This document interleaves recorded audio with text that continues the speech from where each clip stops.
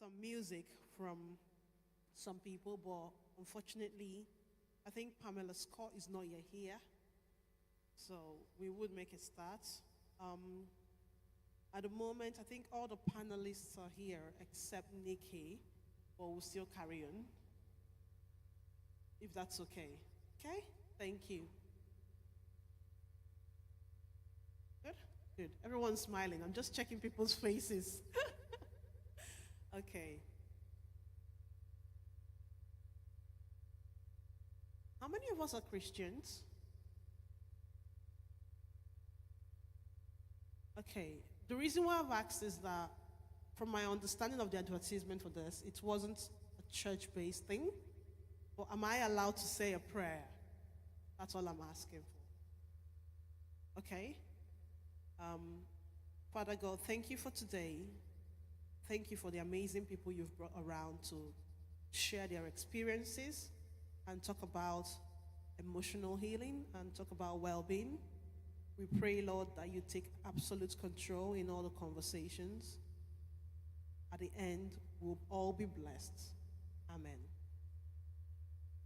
Okay, thanks everyone. So I'm going to go ahead and invite the panelists up here. At the moment, we've got here Seyi Shay, we've got Dr. Yewande, we've got Cora, we've got Bez. If you don't mind, please come up. I've got some water here, if you prefer water. If anyone would like tea or coffee, it's in the corner. Thank you so much for encouraging them and giving them a round of applause. Thank you very much. I've got a few speakers here as well. Wherever you want to sit.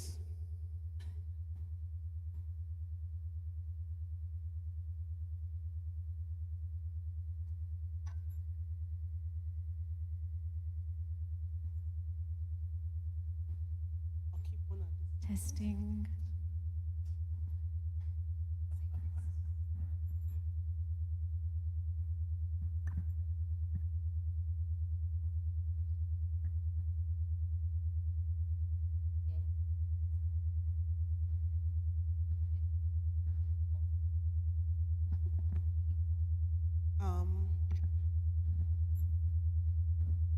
One minute.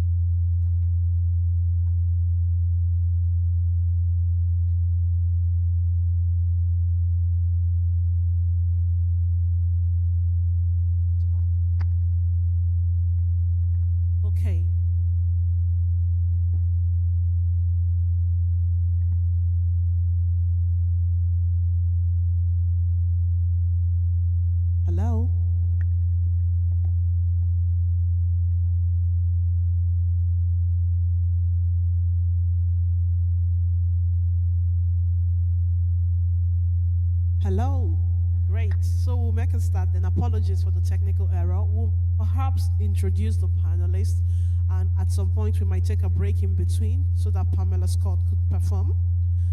She's got a rendition for us, if that's okay. Okay. How many of us know Seyi Shay?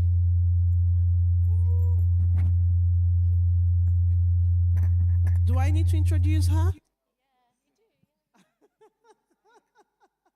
many of us know Bez? Okay.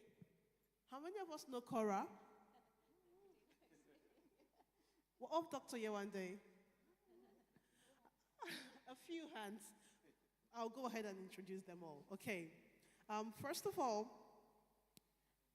for me, Seyi Shay is a music sensation that's been there for a while. And if I'm honest with myself, prior to this year, I didn't know yourself or Bez. It was Bolu that started the conversation. I'm like, okay, who are these people? I need to know them. And then when I started looking into the records, I saw someone that's got a lot of experience in the music industry. Someone who's been on various stages that I don't know if I'll ever get there, or if I would try. I'm not in the music industry anyway, so it's something that she's achieved a lot for herself, which is great. And I also checked out how old she is. I'm so sorry. That's one of the things I check. I'm like, if you've accomplished this, how old is this person? I need to know. Well, I must say you've achieved quite a lot for where you are. She's got music career spanning both within the UK and Nigeria. At some point you moved to Nigeria and you've been on one of the talent shows. Yeah, so she is an amazing one. And I'm excited about her story because there are so many things I need to understand why. Next to her is Bez here. I was listening to one of,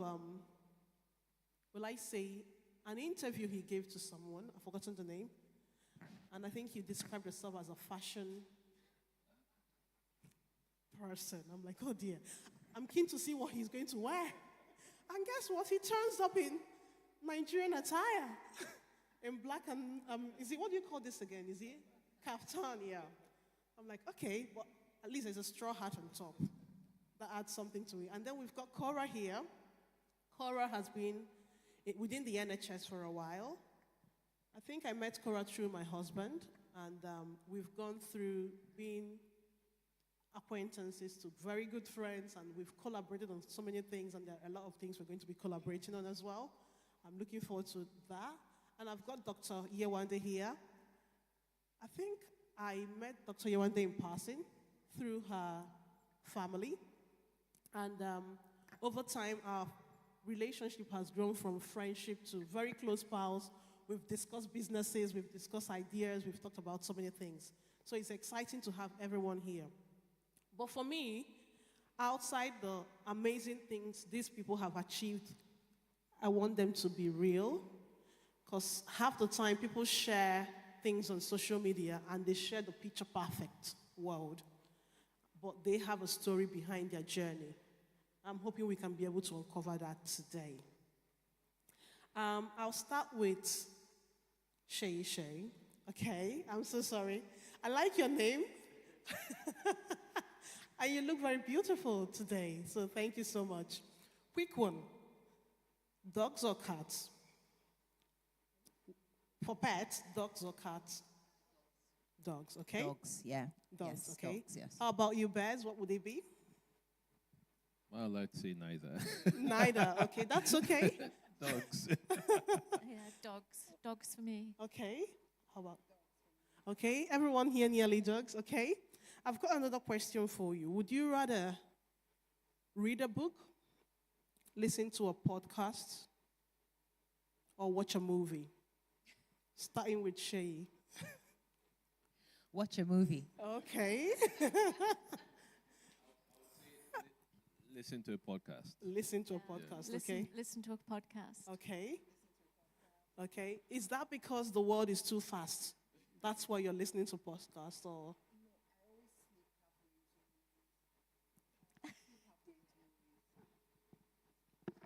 sleep halfway into movies. My children are here, so I can't deny it. So I barely survive movies, so I have to take so long to finish movies or TV series. So, yes, no matter how interesting it is, even if it's box office. So, yes. How about yourself? Why would you go for podcast instead of a... Oh, because you can listen to a podcast anytime, any place, anywhere. So it's when you're on the run, you could listen to Okay. them. Okay. How about yourself, Bez? Yeah, I think that as well. And I feel like I'm in I learn a lot from podcasts. I would say that. Okay. Yeah. Okay. What of Shay? Why movies? Yes. I like to be taken away from reality Okay. sometimes. Okay. You know, there's just so much going on in life every day, you know. Sometimes you need to escape. And I like fantasy and I like action in particular. So I watch a lot of action movies. Okay. It's not that I prefer it to reading or podcasts. I enjoy podcasts. I have zillions of books. But, you know, sometimes they can also be a bit too close to home and too close to reality. So Okay. I escape through movies, yeah. Okay. So basically, it's more like an escape Yeah, room. You for just sure. go somewhere and you're lost somewhere else, and you don't have to worry about the realities there. Yeah, sometimes I've even just read a book or listened to a podcast and Yeah. it's hit real close to home and I'm like, you know, I just need to watch a movie and just, you know, refresh. Okay. Sometimes, you know. Okay. Yeah. Talking about podcasts, I think you started podcasts. Oh, God. I'm so sorry, I'm going to bring that up. I do apologize. And I was listening to you and you mentioned that an album was coming up. Yeah. Did he ever come out? So with regards to the podcast that you just mentioned, it was something that I toyed with. The idea, I was toying with the idea of a podcast. My management team and I thought it would be interesting to fill my free time away from music with something and maybe let the fans in on a different part of my personality and my life and journey and stuff. So we decided to start a podcast called No Holds Barred, which was supposed to kind of be a platform for speaking, you know, the truth on all levels. And it just, I mean, we've paused on it for now because I'm not a podcaster, I'm a singer. And as fun as it was, it just took a lot of time to produce and to, you know, just a lot of time. And it was taking time away from my recording and my creativity on the music side of things. So, but with regards to releasing music, yes, I will be releasing new music in 25, which would make maybe 3 years since Okay, I've released anything substantial. Yeah. So why the break? Is it just because of family or? So I took a sabbatical because I had pretty much had enough of where I was. And not just Nigeria, but in the music space in Nigeria. And even though I had found I was pregnant as well, so I was just like, do I really want to continue to feel this way of feeling just of having enough and being tired and being just alone and being unsafe and be pregnant and still bring a child into the environment of those emotions? No. So I decided to just get up and leave. And it was just like this voice in my head and in my heart of just saying, like, are you going to trust me now to make all things work together for your good, like as it always has anyway? Are you ready to trust me now? And I don't know why I kept on hearing that voice. Well, I know it was God, but I mean, it's like, why that particular phrase? And I just decided that, okay, well, I have a child inside of me, and I know how I felt before the child came, and I know how I still feel, and I know I don't want to feel that way when the child is born, so I need to take myself out of the environment that's making me feel that way. And so that's why. So it's basically recognizing that you've got to a point where something needs to change. Definitely. Okay. Picking up on that, I'll pick up on that later. Sure. Bez, from my understanding, You had a successful career in Nigeria, in the music industry as well. You had something very beautiful at home. And you woke up one day and you decided, I think I need to leave. Why? Did Well, something change as well? Yes, a lot of things changed.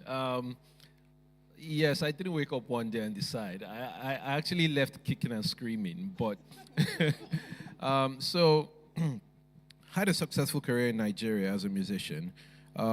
Shay and I were just talking about the best live events that we used to have, like festivals, and they're really nice and really professional. At a point, I felt like God was asking me to do worship music. And for me, I didn't understand how that was going to translate to money, right? Because my major market was the corporate market. So my music was chill, was nice, and the corporates would pay for it. So, I mean, I'll send them an invoice and that will happen. But when you start talking about worship music, that means you're going to be doing your music in church. So it means that you're going to be dealing with honorarium instead of invoices, right? And offerings. And offerings. I'm like, no, I don't understand that. So that was one of my major drawbacks. No, I'm not going to do that. Now, I grew up as a Christian. My dad taught me how to play the guitar. We used to sing as a family. So I had that background. Another thing is that I didn't know a lot of worship songs, so I just didn't feel like I was in that space. Now, something had happened in my wife and I's life, and we decided that we're going to just walk with God more, just go deeper. And the more I followed this woman, she took me to different places. Maybe we'll do discipleship course. Okay, we'll do it together. There's a course on hearing God's voice. We'll do it together. And just subtly, things started to change. I started to hear God speaking to me through my inspiration in my heart, through the Word of God, the more I read, and it was just getting clearer and clearer. My wife and I also dream a lot, so God speaks to us through dreams. Now, it's not an exclusive thing. It also needs to be joined with the Word of God, with prayer, and also know how to use wisdom to interpret these dreams. Eventually, I had a very interesting encounter where I had a dream, and God was asking me to move out of Nigeria, that where I was not the best space for me, not for other people, for me, based on the plan that He had for me. Now, the plan was that I was going to go into the UK and start worship music, but that wouldn't have taken root in Nigeria because I was a celebrity in Nigeria, right? And if I was going to make a switch, it would have been so difficult to break to, so many things for me to leave. So God started speaking to me about moving to the UK. It was something that I didn't want to do. We had 3 kids. They were 1, 5, and 3. It was going to be very difficult to move a family of 5. And long story short, we moved. Okay. So you Yes, moved. You yeah. followed the I voice followed in the your prompting. head? I followed the Oh, the voice in my prompt. heart. In my And you heart, moved. yes. Yeah. I think we have Nikki here. If I could invite you on stage, please. I'll get to you in a minute. Introduction and then some questions.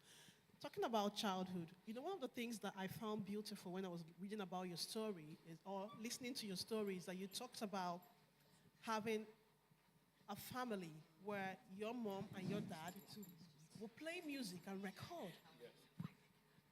That, to me, that was like, ooh, that's different. Yeah.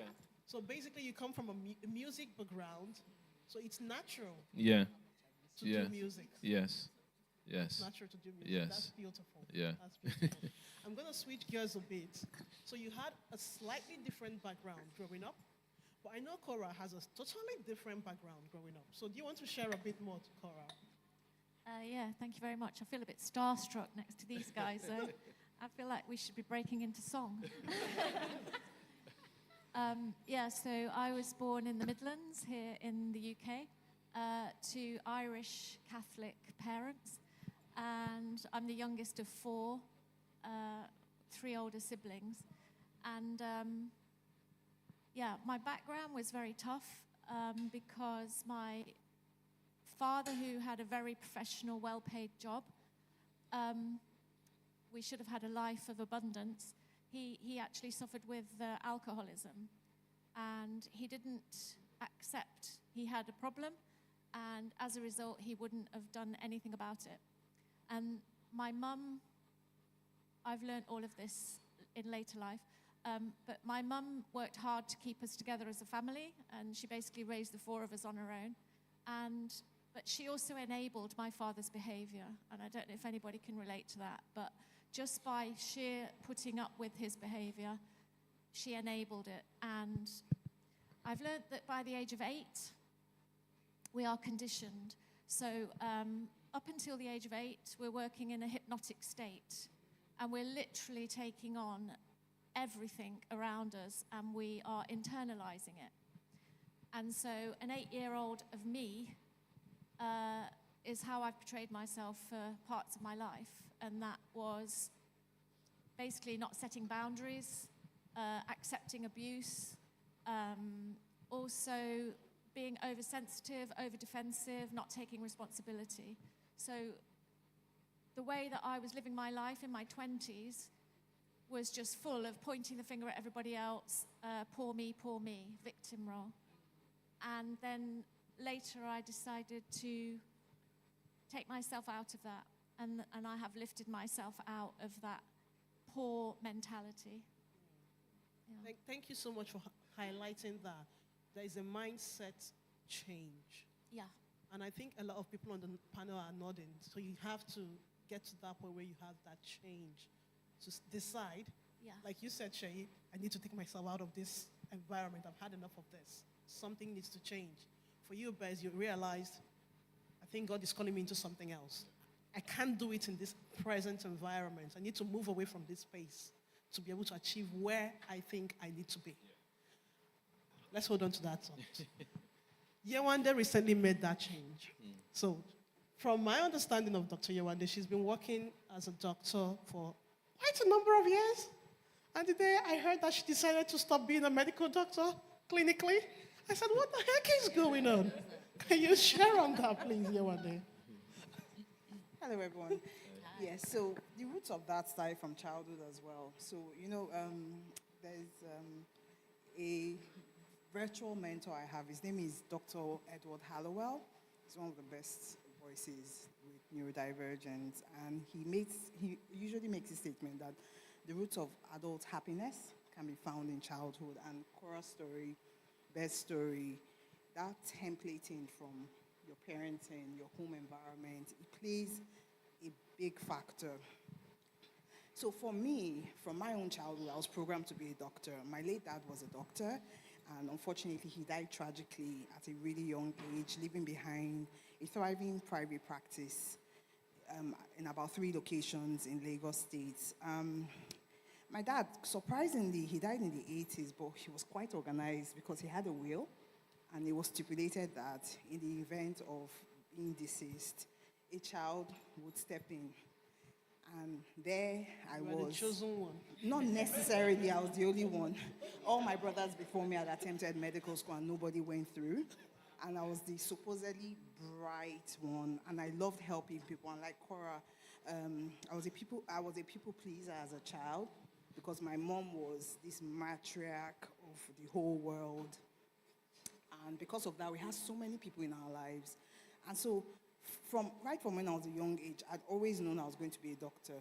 Just the no-brainer combination of the fact that Yewande likes helping people and she's really bright. But my brightness came with a baggage. And that baggage is what led to my eventual pivots in midlife. And so when I was young, I had a lot of adjustment difficulties. I had a lot of behavioral issues. I was constantly reprimanded. If some of you here are from the Yoruba background here, I was a child labeled as Abebelube. I was hyperactive. What does that mean? Same as me. Hyperactive. You can't sit in one place. I was a child who was a tomboy. People don't believe I'm a tomboy. I was a child. My mom had to send me to an all-girls school, QC, because she wanted to cure you? That tendency. So I was the one climbing fences. They would come and report, Mama, Yewande, I will be the one strolling to the mechanics place to find out what is going on.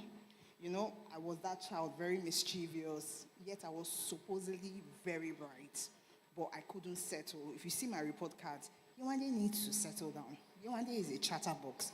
Yewande is this. So now, bringing that to adulthood. So I'd lived, honestly, hiding in plain sight, with an inferiority complex. But people don't know that. So the problem about being intelligent is that you get to mask in very sophisticated ways. You get to layer a lot of things, and you build this beautiful facade that, you know what, I have it all together. But inside, I always felt there was something wrong with me. That was my underlying limiting belief, that there's something wrong with me. And I remember my mom, honestly, my mom was a staunch Catholic, but for me, let me tell you how frustrating it was raising me, because she couldn't understand. She had to go to a white garment church to have me prayed for. Because in Yoruba, my mom is not even Yoruba, but for her, when she's frustrated, because she grew up in Lagos and Ibadan, but when she's frustrated, she will start speaking Yoruba and weighing. Omo Yewande, oh daju. It means that this girl, she's stubborn, she's obstinate. Omo we dadabo, that jelly fingers. I used to break things. What I found out of that's dyspraxia. So I had dyspraxia. My handwriting was all over the place, and it fits into being a doctor. So all of that, all of that building up. So I've been living with that, but at my own crossroad change, like Bez said, I didn't decide to do it. My crossroad change came as a result of having reached the limits of masking for so long and the burden of not being the person I was supposed to be. The burden of always living with that inner conflicted status of this is who I see myself as and this is who I show up as, because I have to fit in. I have to not be too much. I have to be spiritual. And so everything came to a head. So initially what happened was that we did a cross-country move from Lancaster to Southeast London here. And I thought it was just the move, because I moved right in the middle of work. And I was like, oh, maybe I didn't plan it. It was too stressful. The tiredness started increasing. But what now started scaring me was that my cognitive function, your ability to understand things, it started declining. So as a doctor in the UK, and Cora, you know, there are some mandatory courses you must do to renew your clinical work. Yeah. I couldn't complete it. And that was scary, because I was the one that used to help my husband, and I could not complete it. So things started becoming scary. I started having panic attacks. From tomboy, if Uche knows me, I'm not afraid of anything. I'm quite impulsive on occasion.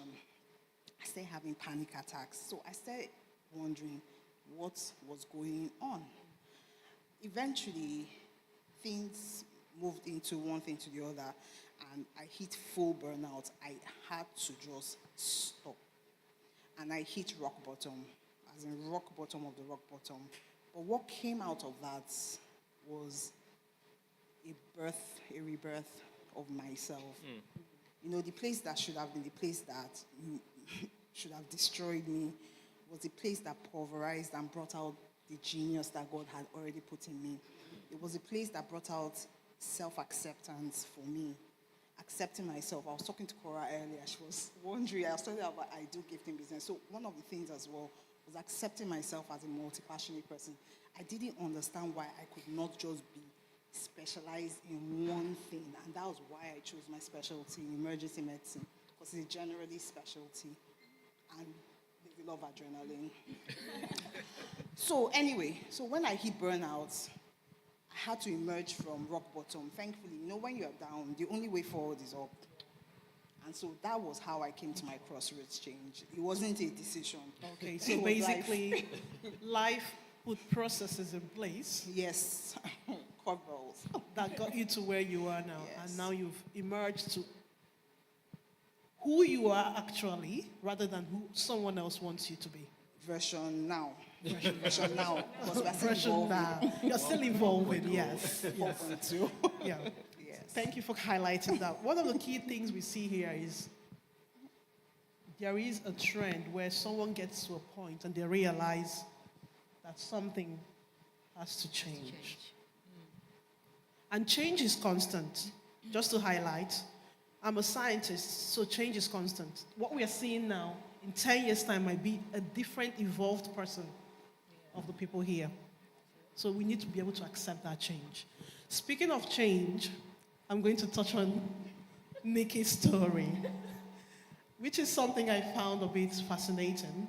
When I was, please correct me if I'm wrong on the stats, because here I'm reading Wikipedia and Google and whatever it throws at me and any YouTube I can see. I was going through and I realized, it looks like she comes from a privileged background. You're from royalty. I'm like, Jesus, have mercy. Everything should work out fine then for someone like that. Everything should be in place. But it doesn't necessarily appear to be that way.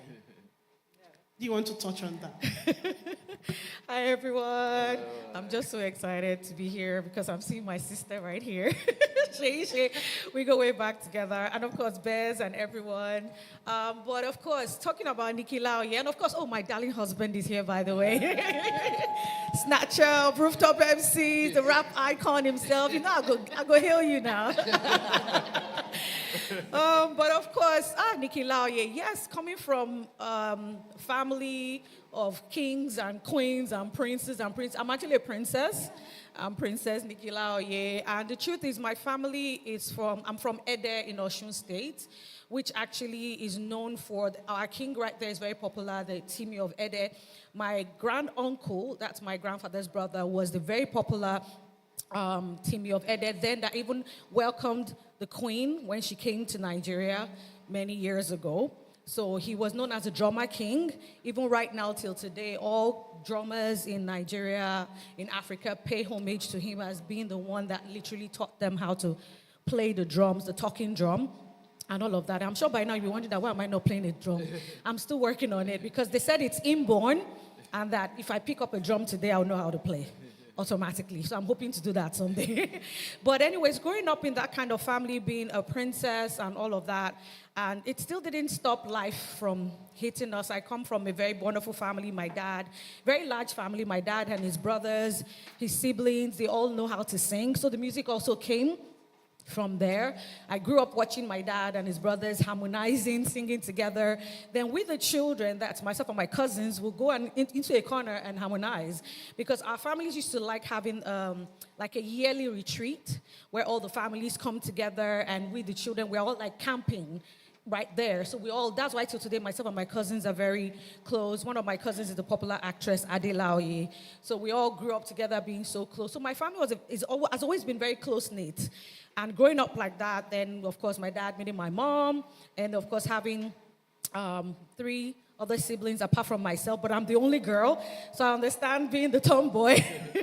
I've always been a tomboy. I just try to be very girly, but I'm still very tomboy from now till forever. And, of course, growing up there with 3 brothers, and we're all very creative. We're all into music. We're all into arts or something, and that's just always been our background. And, of course, growing up in a home where you know, you see your mom and your dad. Yes, they're amazing parents, but I love their relationship because they were a couple that they would tell each other the truth. Even if they have to fight it out, they will fight it out. And I used to love seeing that kind of relationship because I was like, yes, this is what I'm talking about, not a wife cowering in one corner or something. Like my mom would stand up to my dad. So I grew up, of course, having this beautiful mindset of how it was to have a home and, of course, down the line, build one like that where I will also have 4 children because I love the fact that we're many like that. I always wanted 4 because we're 4 and our home was a lot of fun. So I always wanted that kind of home too, growing up along like that. Should I continue the story? Yes. Or you want to ask me something? I'm going to ask you a question. I know. That's so why you mentioned you have a family history of beautiful relationship at home, and that became a picture of what you expect your future to look like. Yes. But that didn't turn out that way. Because you have been previously married and you're currently married to someone else. Was there a point where you knew, or was it your inner child telling you, this doesn't look like what I should be experiencing in my home? Yes, of course. Like that's why I intentionally painted that picture from the very beginning, saying that, of course, my parents were not perfect, but they showed me that, you know, if you're in a relationship, you should be able to talk to each other, be each other's best friends, and work stuff out. You know, always tell yourself the truth. I remember one crazy moment. I've never really shared it publicly, but there was a time when my mom and my dad had a very serious issue, and my mom literally left the house. She did it intentionally because she wanted to teach my dad a lesson. She wanted to teach my dad a lesson. And we, the children, knew. She had told us that, don't worry, I'm coming back. But your daddy needs to learn. That she, she actually left the house. We knew where she was, but she didn't tell our dad. She told us not to tell our dad where she was. She was going to be with family and all of that. So, of course, my dad was like, yes, leave, go. I can do without you, blah, blah, blah. First day went.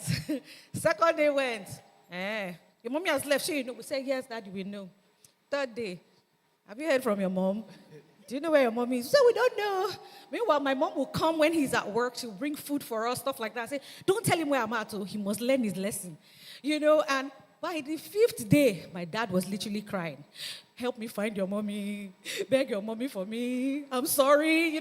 By then, my dad had called all his relatives, all his siblings, everyone. They had called a family meeting. And my mom said she had to show him that, see, I mean a lot to you, but I think you take me for granted sometimes. So I've seen that sometimes separation works sometimes in families and where they need to work it out, or relationships where they need to work it out and start all over again. So, of course, when I got into that space whereby, of course, this romantic girl, and I'm a romantic woman by heart, all the full romance and everything, Mills and Boons level, all those kind of things. You really just want that great love. And of course, I got married to a dear friend of mine. But at the same time, I found out down the line that we should have just remained friends. Sometimes you really need to tell yourself the truth. Sometimes you have good friendships, but it doesn't mean that that person is your husband or your wife. But also, I think it was based on the situation at that time of my life that didn't let me to calm down. Let me put it that way. My dad was sick. Here was Nikki, daddy's girl, and all of a sudden, my dad was sick. And I could sense it that my daddy wasn't going to be around for long. And there I am, being the only girl. You want your dad to walk you down the aisle. And I was like, I need my dad to walk me down the aisle. Here I was with this friend of mine, and of course, thinking that, okay, maybe this is the way to go, when he asked me out and all of that, and we decided to everything happened too fast. Like, we started dating by February, he proposed by June, we got married by December. Some people might say, yeah, some people's relationships work that way. But I personally had an ideology or a thing that's set up for myself that before I get married, I would really love to date that person for at least a year or two, like 2 years, just to give time for things to show themselves, or for everybody to show themselves, let me put it that way. Let everyone show their true colors. And for the first time, I broke my own rules. And God being the merciful God that he is, I'm going to bring God into this because God being the merciful God that he is, trust me, he always talks to us. But sometimes we refuse to listen. And God then was trying to let me know that, yes, I brought this guy into your life as your friend for another reason, to help you out with your career, because he happened to be one of my managers, helping me up with other stuff in my career. But at that point in time, I saw more, because of everything that was happening around me, and also because, my dad is sick. I'm like, this man might not just live. I just need him to walk me down the aisle. And the sad thing, my dad actually died 3 months to the wedding. So he'd even still work me down the aisle. So at that point in time, God used different people to actually tell me, Nikki, pause. Don't do anything yet. God used my best friend at that time. She was just like, not like this guy's a bad guy, but God said I should tell you he's not the one, that you're jumping from frying pan into fire. Those were our exact words. I felt like, why are you telling me that? Blah, blah, blah. I don't care. He's my friend. He's my twin. We're besties with this. Then another crazy part was my pastor, Pastor Paul Adefarasin, looked at my wedding IV and said, "Why? I don't like the pictures you guys did. I don't like these pictures. I'm not coming for your wedding." He just didn't like the pictures, and that was weird. And that was what he said. He just said, "I don't like the pictures." And I was just like, that was God speaking again. Take a pause. Then our assistant pastor that time, Pastor Yemi Amushan, also said, "Nikki, date this guy for 1 more year." That's actually what my pastor that said also. Date him for 1 more year. I guess it was God's way of trying to say, if you date for 1 more year, you would see that some things are just not it. Chill. So basically, you jumped all these red flashing. There were many flags. Headlamps. Many. And still went ahead. But unfortunately, it didn't go successfully, and you had to get divorced and move on with your lovely husband here. But Why are you looking around? I'm talking about you. And actually, by the way, I like the I Do song both of you did. Oh, That thank was you. beautiful. But everything still didn't move like that because I was married for 7 years. Okay. So it wasn't a year or two, it was 7 years of trying to work it out. We had a good marriage, but at a point it was just obvious for me it wasn't enough. Something was wrong. The two of us knew something was just not right. And we refused to have kids. It was intentional at the time because we're not bringing children into this if we don't know where we're going and all of that. And at a point in time, and then I'm heading toward my 40s. So you can imagine at that time you're deciding, okay, so at age 38, I decided to separate and ask for a divorce. A lot of girls would have said, no, I've stayed this long. I'm about to hit 40. I'll stay. Where am I going? But I decided to make that move. It was the most painful move ever. I can never forget that. Because some people would think, oh, maybe when you made that move, oh, you're jumping around. Because some people on social media were like, why is she still smiling? You know, because the news then broke all over the internet. And people are like, she's still smiling. Why is she smiling? When the blogs carried it, she's still looking good. She's running around. She's dancing. She's flying across the world. Why she's not sitting down in one place? That's why her marriage did not work. She did not stay in one place. Then you're being hit by all the negativity on social media. And you have to keep smiling. And God told me then, thou shalt not be silent. Because I wanted to run away and hide the same way I hid when my dad died. Because when my dad died, I also hid then because I was very hurt and heartbroken. But this time around, God said, no, you're not going to hide. The world is going to see you because you're going to be a beacon of hope to somebody else out there. Yeah. And the craziest thing was when the blogs even posted it, I started getting DMs from ladies going through divorces. That were like, I can't talk to my pastors. My pastors have chased me out of church. Nikki, you're like our pastor now. You understand what we're going through. You're a minister of God. Talk to us, help us, this and that. And I was crying because like, God, I'm going through my pain. You're telling me I'm supposed to help somebody else. It just seemed crazy at that point in time. But God always has a way of using your pain for his purpose. He would always work it out like that. And trust me, I'm remarried now, but it's not like it happened overnight. That was 2018. I didn't get married again until 2022, 4 years later. But God knows at that time I didn't even know what was going to happen. You know, because you're just like, how am I going to meet someone over again? At this age, I'll start dating again, start going through all that process. You're like, God, how is this going to happen? And of course, after a while, of course, the divorce had gone through. I started trying to date again, but nothing seemed to work. I dated Americans, Nigerians, everybody, nothing was working. I just like, not knowing that my best friend of 20 years would be the husband, and he was going through his own. He was at my first wedding. He would actually say that day he didn't eat rice. He didn't eat, there was But you know the funny irony, I found a picture of the two of us. I remember I showed you the picture recently. No. I actually found a picture of the two of us recently, shortly, because he got married 2 months before me that same year. And we were actually catching up later on. I found a picture where he was showing me the picture of his wife, because in the picture you could see that's what he was showing me. And I brought it, I was like, oh my God, I found this picture. And he told me then, who is this guy you married? I don't know why, it's not sitting right with me that he actually had his own reservations that time, because we've been friends for so long. And I was just like, well, I've moved on, you two, you've moved on, leave me alone, kind of thing. But he was going through his own motions later down the line with a wonderful lady, I call her an angel, Jennifer, but down the line she had cancer, and they had 4 children. And, of course, she passed away in 2019, leaving behind even a 6-month-old baby at the time. Their last born was 6 months. And then lockdown happened, and I was in the UK on lockdown. And, of course, here was my friend with 4 children alone trying to survive the lockdown. I was in London. He was in Southend-on-Sea. And I was coming like almost every other day from London to help out with the kids. Because I was like, I'm in London, I'm stuck here anyways. I was stuck for 7 months in the UK, not knowing that God was building something else. At that point in time, he was not looking to get married again. I was like, God, please, I was around checking somebody else out then. He was even helping me to check the guy out. I was like, help me check this guy out, see, with a date. Help me check him out. What do you think? Is he a nice guy? He's fine, oh, he drives BMW, blah, blah, blah, blah, blah.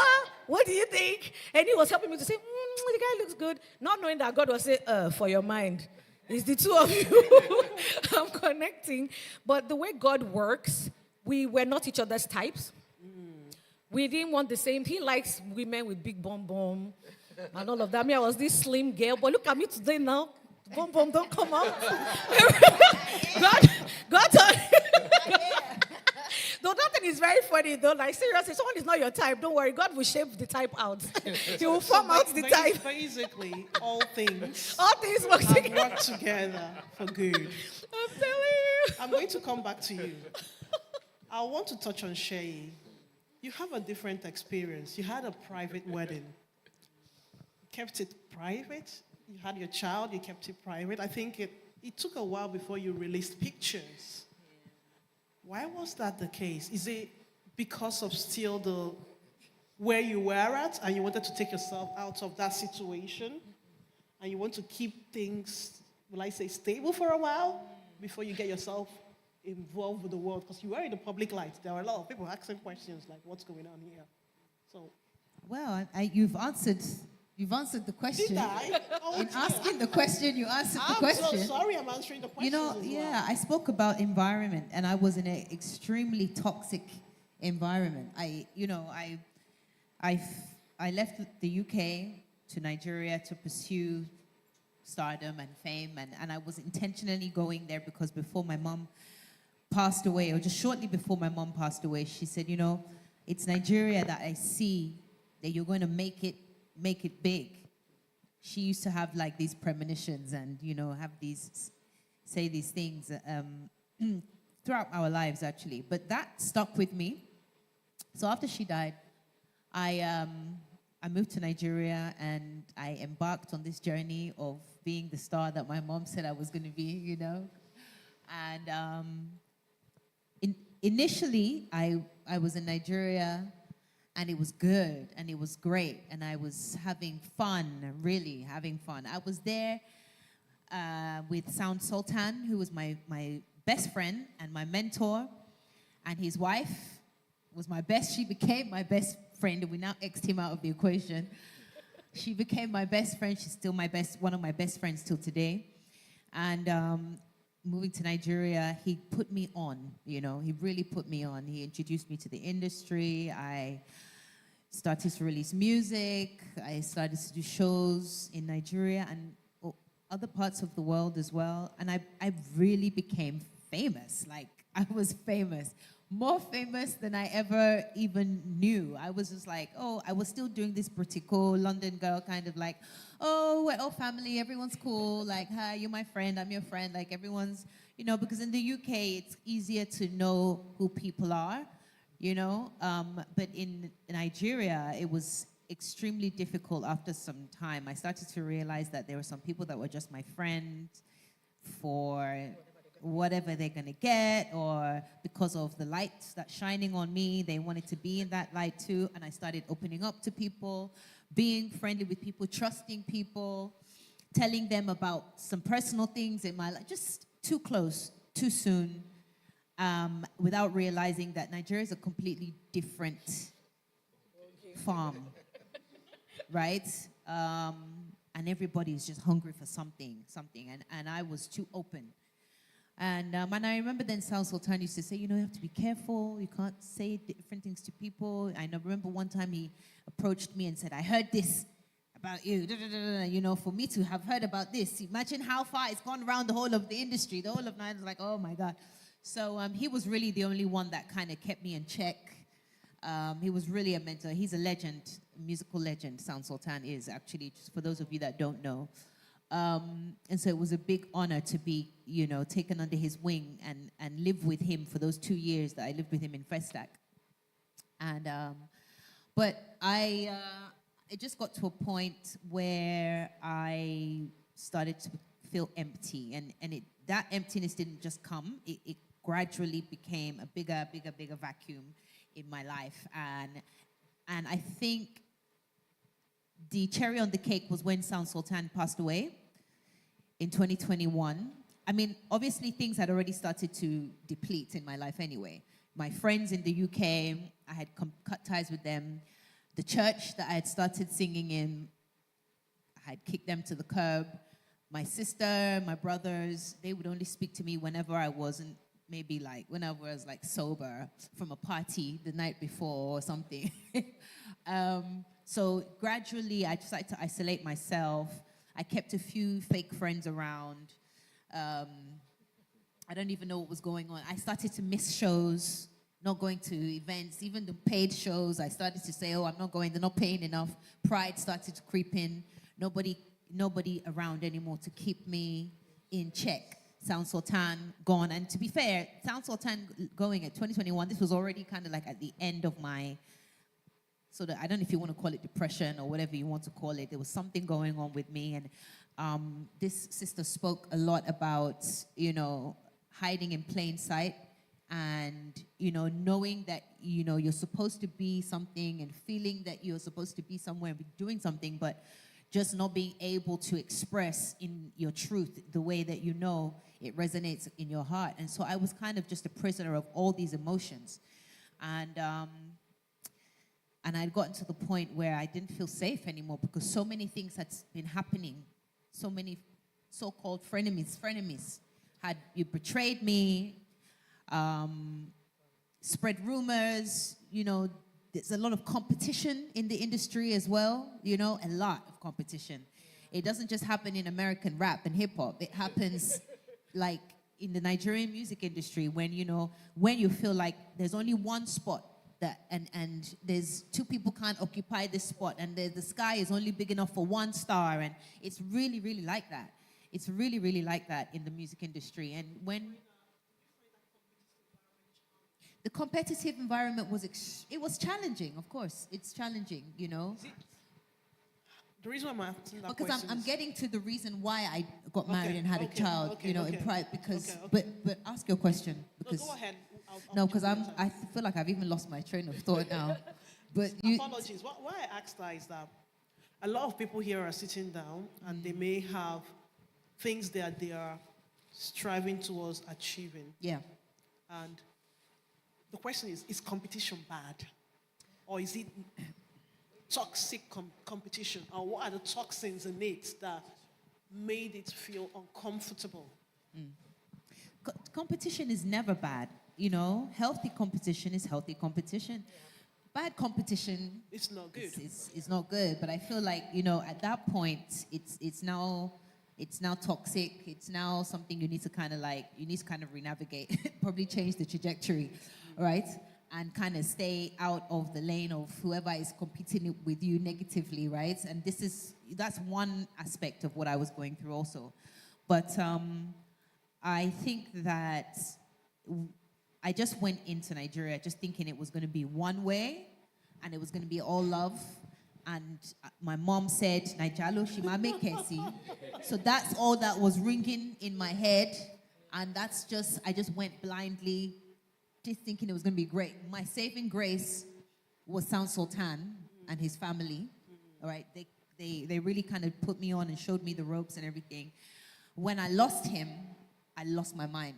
And I just lost the will to even continue doing music in that environment because there was no one I could run to anymore and talk to about, what had just happened, or no one to tell me that this show was really good. You performed really well here, but you need to think about maybe your, your cadences or your delivery or there was just nobody anymore to run to when there's bad headlines written. But I mean, for 3 years back to back, I was always in a headline, always something. Later to realize that a lot of it came from bad competition and, the other side and this. So it was just, and then Sound Sultan was no more there to squash arguments or beef or fight in the industry. It was just like, oh my God. So I just felt completely but by then, as I said, I had already gotten to a place where it was really dark anyway. And even though the spotlights were still shining on me, it was just really dark inside, And I started praying one day, something I had not done in a really long time. Because obviously I was a star, so it's like, praise it. When God has blessed me, oh, don't cover my head, like I'm good, And so I started praying. And when you pray, the more you pray, funnily enough, the more you get sensitive to the spirit, it's like the more things start happening, you start to see things more clearly. And so sometimes it's like, oh, do I want to go there? Because I know what's going to happen. Like, I'm opening up this whole avenue for God to just be like, got you, you know? But I had to, because there was nowhere else to go at that point, right? And so I started praying more. I started just, clearing all the cobwebs, all the bad friendships and ties. It started not to open my social media anymore. I think at that point is when I started posting less as well. And I just started to really ask God for some kind of sign and some direction. And what I really wanted was my own family. That's what I really, really wanted. I grew up raised by a single mother. My father was never in my life. And even the single mom, she used to have 3 or 4 jobs that she would, work.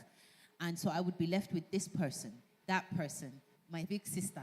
My big sister moved out. I had this nanny. She even sent me to Nigeria at one point to live with some weird people and they were weird, but that's another story. And that was really traumatic for me because I felt abandoned. And, so no dad. My mom is in London. I'm in Nigeria. I went to command school in Ikeja. That was traumatic because they used to beat me there because I was a rebel. I was a tomboy. I was, I had so much brightness and so much, I was very intelligent. But Bebelube, that's what they used to call me as well. So I used to get beat all the time. And then I went to Queens because obviously it was a girls' school. And it was, yeah. And then it was like, okay, because I had to be more ladylike. And it's just a mess, big mess. Anyway, I moved back to the UK. But then by then, I had already grown resentment for my mom. And I was already angry. And so the remaining years of sort of her life was quite bad anyway, because I had just like 10 years of just not really forgiving my mom for letting me go back to. So just carrying all this baggage, and I thought to myself, now we're in 2020 and 2021, and Sam Sultan's gone, the only real father figure that I even ever knew, and I'm in this place where fame I've given so much to fame and not to fame to the industry and my career. And now I'm sort of alone, no mom, no dad, no sultan, no friends, no family, no church, all these emotions just piling on. Yeah, so I just, the prayer was, I want my own family, I want to start again, I want a new life. I was really specific about what I wanted and what, and I made sure that that's all I thought about, that's all I prayed about, that's all I ate, that's all I said, that's all I tried. The key is to always remember that it's a journey. That's the message that kept on coming to me, and that's what kept me strong, even through that breaking point. It's a journey, and the only, the beginning and the end of the journey, the only similarity is the journey itself, right? Yeah. And so I thought, okay, you know what? My end is going to be different to my beginning. It has to be. It has to be. So let me not give up, right? Let me just continue. And at that time, I had met a very nice young man who was able to sort of just give me a shoulder to cry on and tell all my problems to and issues. And he's just a really nice guy at the time. I thought, well, there's nobody else here. And and luckily for me, Sultan had met him before he passed away. So Sultan was like, yeah, I like him. So, he and I just built a relationship. I specifically kept him away from the limelight and the industry because of all the other attacks that I had endured previously with different other boyfriends or guys or whatever, So I was like, this one I'm going to protect because I don't know what's going to happen. And I wanted a family because I never had one. So I wanted my own family. And I wanted a husband because I never had a dad. And I wanted a dad for my child. When I found out I was pregnant, I was like, yep, this is it. And it was also God, in a way, telling me that, I've made all things work together for your good I always have. I'm still going to do that. You just need to understand that this is the process, this is the journey, and don't fear it, embrace it. And I'm going to be there with you at the end, the same way I was with you in the beginning. And for the fact that you are even here on your knees crying now, and you know that there is a God, there's a God listening to you, means that you know innately that I've always been there. And I always will. And those words were so clear to me, clear as day. And I decided at that point that all the depression, all the sadness, all the loneliness, all the regrets, all the trauma, I could just count on joy and just know that actually this is a great moment that I'm going through, a great transforming moment that I'm going through. And so, yeah, you could say there was a number of things that led me to that point, but all those things I count on joy. I count joy, and I'm grateful today that I got married in secret. Great things happen in secret. I'm happy that I had a child in secret. Yeah. Because it was really important for me to protect my peace in a way that I never had before. Yeah. And these past 3 years, I have been living in peace and just like protecting my peace, raising my child the way I wasn't raised, and able to give her everything that my mom wasn't able to give me. I was able to acquire my house, acquire my car, do things, be married and nurture a family in the way I'd never even seen in real life before, just imagined and wanted. And I did that, and I wanted to do that in peace and privacy, all right? Because I already knew what it felt like to be living in the limelight and having everybody crucify you, condemn you, and tell you how to do it. And I knew that I didn't want that anymore. Imagine if I hadn't gone through all of that stuff before. I would have been doing everything I'm doing now, probably not to the level I'm doing it now, but still, and even still doing it in the openness of the whole world for them to tell me how to do it, to criticize me. My poor child will probably be a victim of, social media nonsense. And so I'm so grateful that I had that whole experience growing up. I mean, there's so many pockets I've left out for you guys, so many gaps, right? But we'll be here all year if I'm to tell you everything. The main thing is I went through a lot of crap. I put myself through a lot of crap, but God was always there, and he's always been there, and he still answered my prayers, and he's going to continue to answer my prayers. He did it before I got into the mess. He did it while I was in the mess to get out of the mess, and he's going to do it again. You understand? Now that I'm out of the mess and I have, a real story to tell now, I'm so glad you shared that. Sorry, can I just Go come in on, at that point? I darling. just wanted to, with what she just said, that there's just that breaking point that happens. Like, you were trying to say what happened in my transition. I didn't get the chance to share that in the sense that when I had to, go away, be separated, and be divorced, that was in 2018, I had to, first of all, move back home. That's always the very first the crazy part a lot of people can't deal with. Some people, it's like shame going back home. But sometimes you might need to go back home.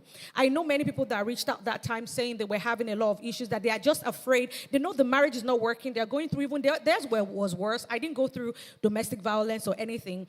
They were going through, there was a particular lady I was counseling, and she was going through domestic violence. And I was like, can't you get separated for a while?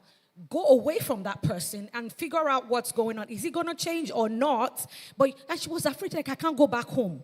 Now, my parents had told me not to marry him. I married him, and now because of shame, I can't go back. I said, so you'd rather stay where they will beat you and kill you instead of going back home? And I said, I had to go back home. It was the craziest thing at that time, an almost 40-year-old lady going back home. But the thing is that I can never forget the night I moved back home. My mom and my brother, because I have 3 brothers, 2 of them were out of the country at the time, but my baby brother and my mom were sitting down in the living room with me that night. They did not sleep. They didn't say a word. They just sat down with me till daybreak. While I was doing other things, they were just around me gisting, and that's family for you. They will always be there for you. At that period, after a while, I finally got a place of my own. But the thing was that when I got to that place, God told me, do not buy a TV. that I could not have a television, that Nikki, right now, I need you to sit down with me because you've been through a lot. Now you need to learn to hear my voice. You did not listen to me the first time. If not, you would have gone through all of what you went through. The thing is, of course, you have your mobile phone, you can watch some things on your phone, but it was like TVs will be a distraction. I don't want you sitting there watching TV. I want you to spend time with me, which was what I did for those years because I was like, God, I don't want to make the same mistake again. I'm still a lover girl. I still want to settle down. I want to remarry. I don't care what anybody says. I believe that, Lord, you are the author of love. And you will not sit down and see your child suffering or going through this and wouldn't want to give her another second chance or a chance to try again.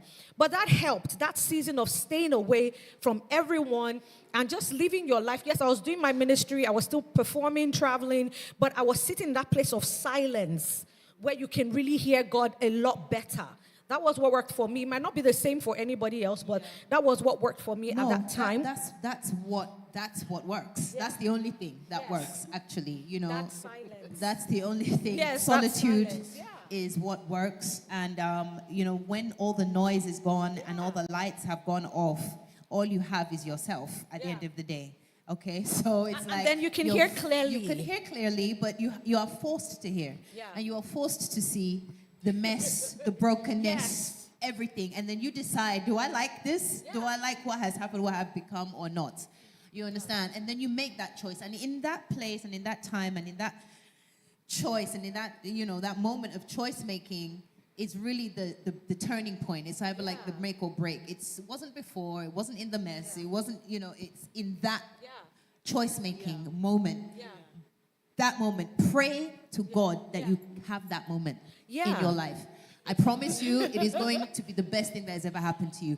Pray to God that you have that moment, okay? Because that's the moment that you really get a chance to decide whether you want to continue the journey or if you want to, you know, stop and just, you know, die in the mess. That was what actually helped me when I had to then make a decision. When you make that decision. To marry again. Because when God told him first that this is the lady that's going to walk with you and take care of you and these 4 children. So when he saw that and told me, I said, dude, I beg. As in, you know the reality of life that last person I had a divorce from was also my friend. And you are also my friend. I don't want to spoil another good friendship because of this, that if God has spoken to you, God would speak to me. That's what I told him. And he said, no problem, that there's no force, there's no rush, but that's just what God told him, even though he too is fighting it because I'm not necessarily his type also. And he's like, God, but God said she's the one. And he was like, okay. And at that point in time, you don't want to argue with God. And guess what? I went away. I was in Nigeria praying and all of that. And then next thing, I came back again into the UK at that time to just check up on him and the kids. And then I was recording him, and he and the baby children were having a great time together, he and the kids. And I was recording him, I was like, oh my God, he has lovely eyebrows. I'm like, why am I seeing eyebrow? Eyebrow, I'm telling you. Because I told God, I said, God, if it is you, you'll create that physical attraction because I see him as my friend. I'm not attracted to him like that. I said, God, make me attracted to him. I'm like, but there's one thing I've seen that God loves. When you sit with his will, when you're saying, okay, God, let your will be done, God will be like, I should let my will be done. Hey, angels, everybody fly, make everything happen. Seriously, that's what I told God. I said, God, if you say he's the one, then make it happen. I'm not going to lift a finger. I'm not going to do anything. Make it happen. So when the day I noticed his eyebrows, I said, hey, God, eyebrow. I'm like, hey, my friend is fine, though. He's a fine guy. I see eyebrow. Until today, I still love his eyebrows. And it just started happening like that. The two of us had to sit down. We had to pray about it. But the truth is, this happened because now I could hear God clearly. So I knew that it was God. And I told God, I said, God, well, I know I've always wanted to have 4 children, but I didn't say 4 children at once. Because he's coming with 4 kids, the same 4 children I've always wanted to have. But this time around, they're coming at once, which is a higher responsibility. And God just said, take care of my son and those 4 children, and Nikki, I'll take care of you. And I said, okay, God, if you're saying it is you, I would go ahead. And it's been the best decision I've ever made. But the truth was, I had to hear God. If you see me and our babies, you won't believe I'm not their biological mom. You would never believe that. But the truth is, another thing that God laid upon my heart that I made sure I did with the kids, I don't want them to ever forget their mom. So in our living room, I made sure there's a picture of her. there, and they call her Mommy 1. I'm Mommy 2. And it was intentional. I said, I don't want you guys to ever forget your mom. Because your mom was an angel. I knew their mom when she was alive. She could literally give you the clothes off her back. So she was just an angel. And I was like, nobody will ever forget. You children will never forget her. And all of that. But I just thank God for that opportunity and that second chance again. Sometimes, so many people never get it. And I told God, I said, this one, don't worry, I will not play with it. I will handle it with care. God help me. But that has not stopped us from having our issues. Don't get that wrong. Because you will still have to build your own relationship with that next person. God wants to see, are you still getting wiser, or are you still being more stupid and stubborn? You still have to learn what and grow. What have you taken away from the last experience? Yes. Yeah, you're ready to graduate. That's literally the, what I took away from everything that, I had experienced over the years. What have you taken away from this? What have you taken away? And I think that's the key. And sorry, and just the last thing. Another thing is that myself and my ex, we might not necessarily see all the time, but I'm someone, I don't like burning bridges. I've always grown up like that God creates relationships for different reasons. I'm not that kind of person that likes to turn my back, so I still make sure that in one little way or the other, we still get some work done together, myself and my ex, we still get some work done together, we still talk once in a while. I just don't like to burn bridges. I just believe that life shouldn't be that serious. I don't know, that's me. It might not work for everyone because it depends on the reason why that breakup happened, but whenever there's an opportunity to just keep God in there, that is me just saying, he's still a child of God. He was once my friend. Despite everything that happened, let me make sure that everything still stays clean so that I can think about him and still pray for him. And of course, pray for everybody else in your life, because whether you like it or not, you're still a minister of God in one way or the other. It doesn't have to be that you're a singer or a preacher. We are all sharing God's love in our own little ways. So of course, people that you've had relationships with, people that you've had friendships with, you still have to show them that light of God in one little way or the other. So if I'm to take out something out of this, the topic for today is detox. And so far, a lot of people have highlighted understanding what is the toxin around you, and then the next step is to take yourself away from that toxin. So, you go on. So, there's a common thread with these life pivots that each of us have had to make: solitude. And I hope you understand that God needs to separate you from himself. So for you, it was the divorce. For you, it was Niger fame industry. I think I have an idea of yours. I don't know about yours, Cora. But for me, it was my cognitive decline. So in my life, God forgive me because words are powerful, but I'd never ever thought I would be in a place where my brain is my biggest asset. My mind is my biggest asset. I've always known that from a child, because they'll say, Yewande, how did you think of that? And I was just so random. And I have a huge bowel of compassion and generosity. Those are my superpowers, and I'm able to use that to connect with people deeply, and different cadre of people across different life dimensions. And so I never thought I would ever. I said, if anything ever had to happen to me, to be something from my abebelubeness, energetic, associated problem, but never been in a place where I could not access myself. That solitude, that was a solitude for me. I was in a place where I could see Yewande, but I couldn't be Yewande. Do you understand? And it was in that place, the thing about it is that we've been saying toxins around the environment, but what about toxins inside of us? So toxins within, you're talking about here. So there are toxins that we have.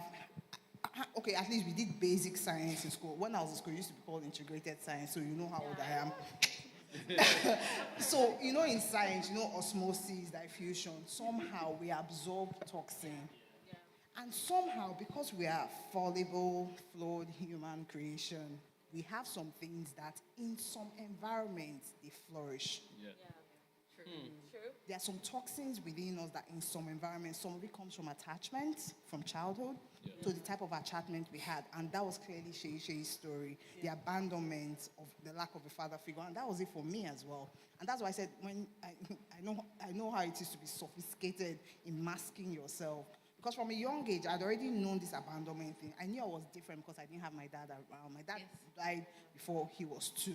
And I know my mom tried so hard. She really tried her best to put male role models, but it was never the same. And so I can understand my relationship habits. And when you said that thing about sounds or time, I was like, why was this so important to you until you talked about your dad? And so some of it comes from attachment, from your primary caregivers, from childhood, which you have no control over. And your perception as a child, you imbibe that. And the unfortunate thing about life is that when we do not address these toxins inside of us, we end up repeating the patterns. Yeah. So to touch on that, you talk about a pattern here, something that's there in the childhood.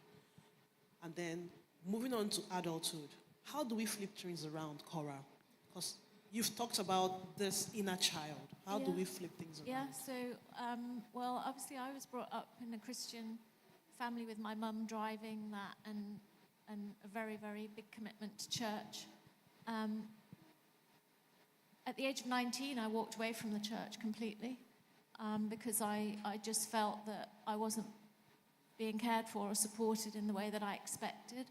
And so for the whole of my decade of my 20s, I just kept making the same mistakes all the time, and I wasn't calling on anyone for help. I was just making the mistakes over and over.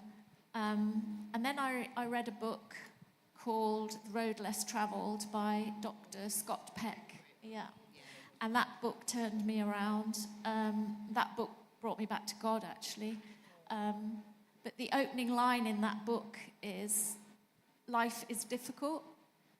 And the premise of the book was, if you just accept that, then you'll cope with whatever comes your way. And that's basically what I've done, yeah.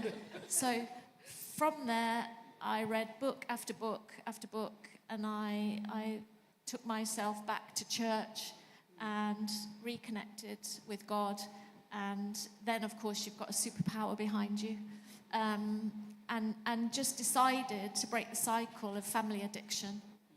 And because I didn't want to destroy my life in the way that I'd seen my father destroy his. My father died at 80, and he was estranged from us as a family, but I had always kept in touch with him on behalf of my mum. And I went to visit him the year before he died. One of the times I asked him if he had his life again, would he do anything differently?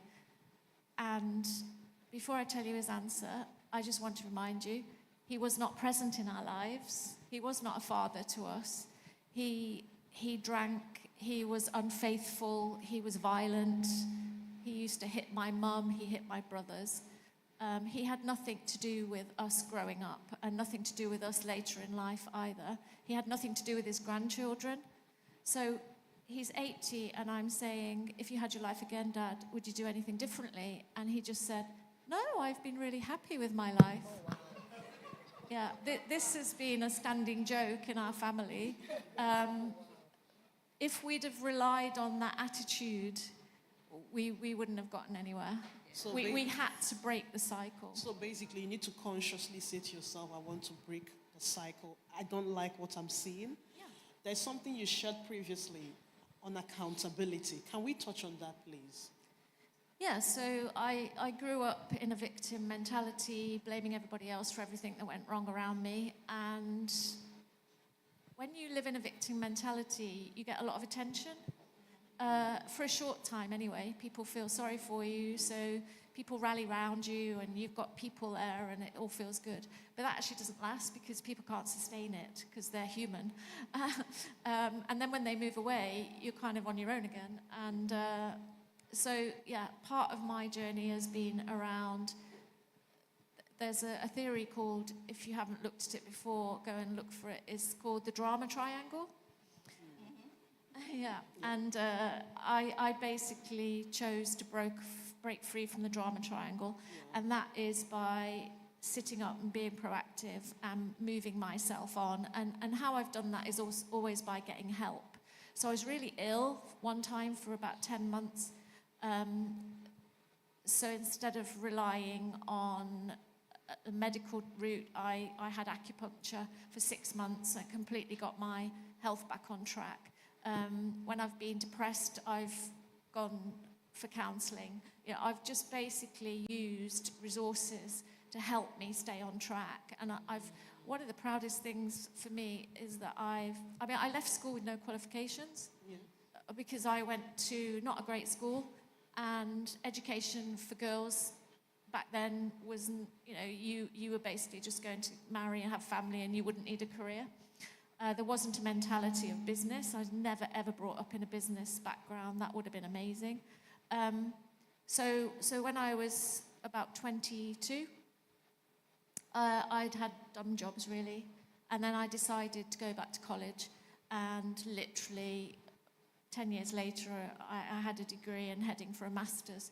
But I pulled all of that off just by taking control. And I think that's my message, really. Is we have to take control. Nobody else is going to take control of our lives. We have to sit up and take the control. Yeah. So and stop blaming. I don't have any resentment. I don't harbor any hate. I just put it in the hands of God. We are in safe hands. Thank you so much. I think a lot of people have highlighted that today. In as much as we have all these things from our, like say, background or past, which we can't control, but there's one thing we can control: who we choose to forgive.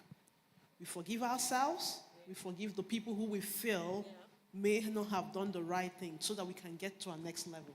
I'll come to touch with Bez, because a lot of people know you for your music career.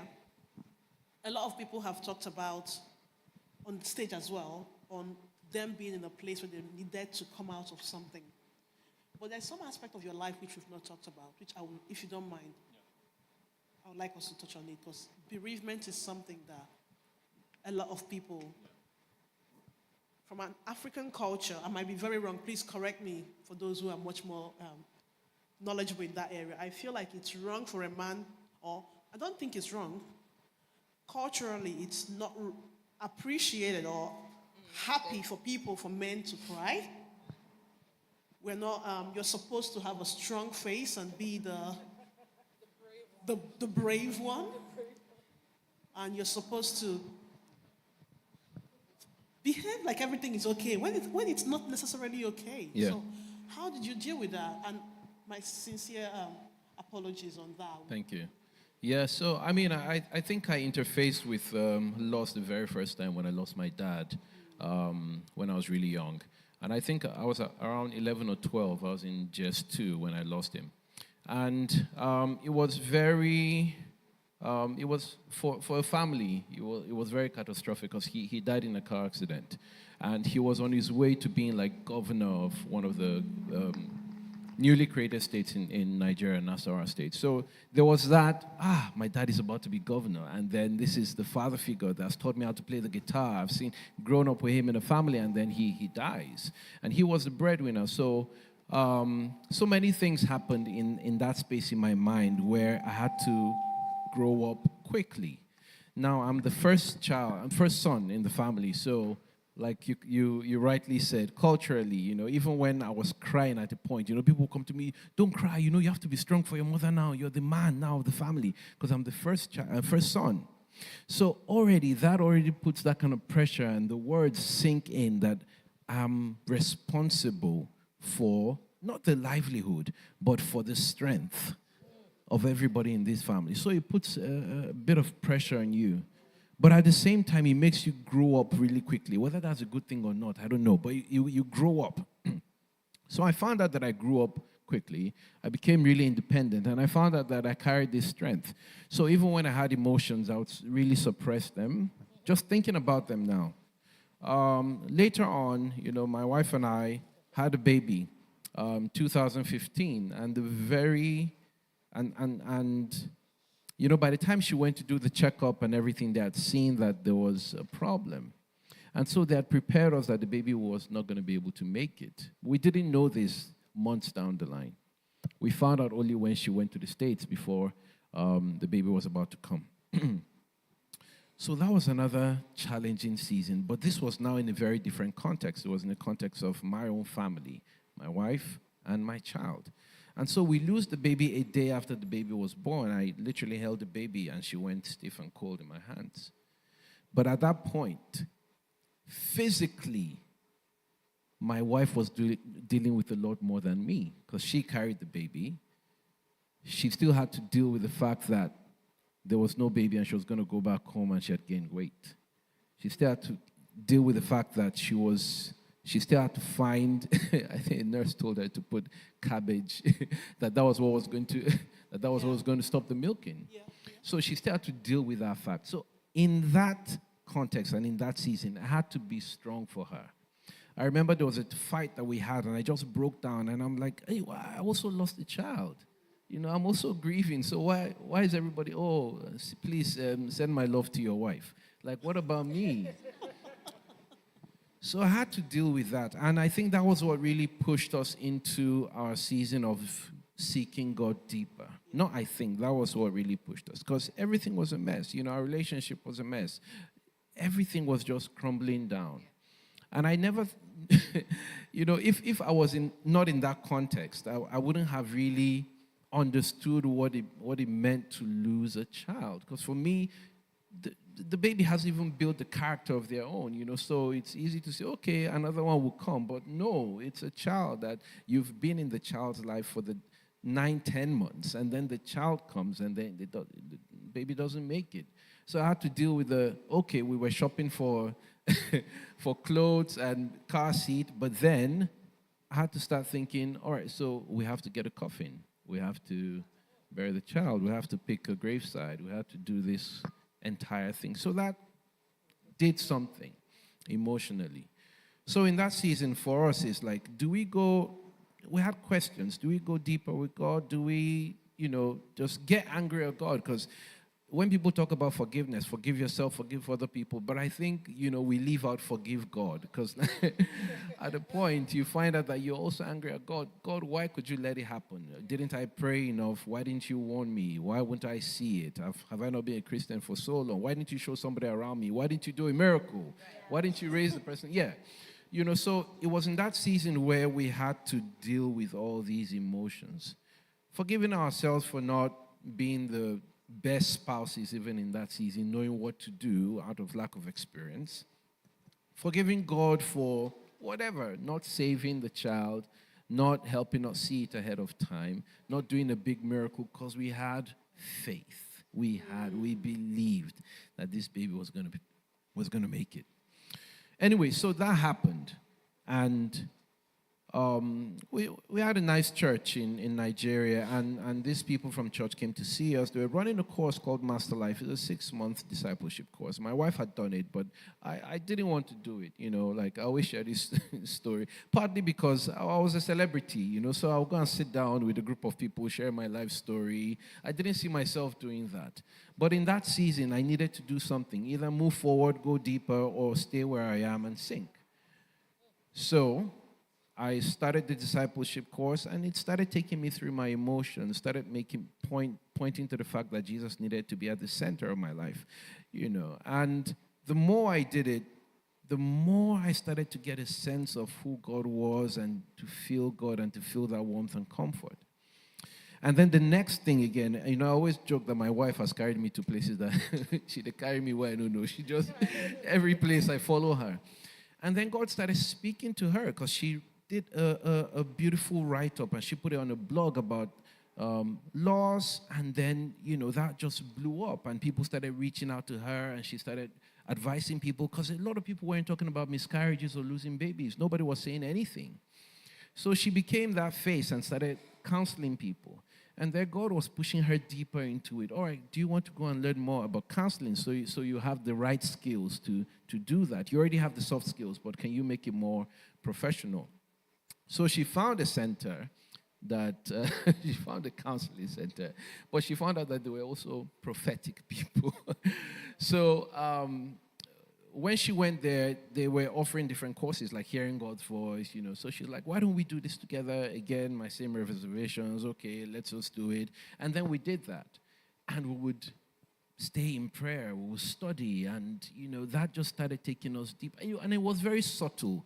We weren't saying, oh, by the end of this course, this is what we want to do.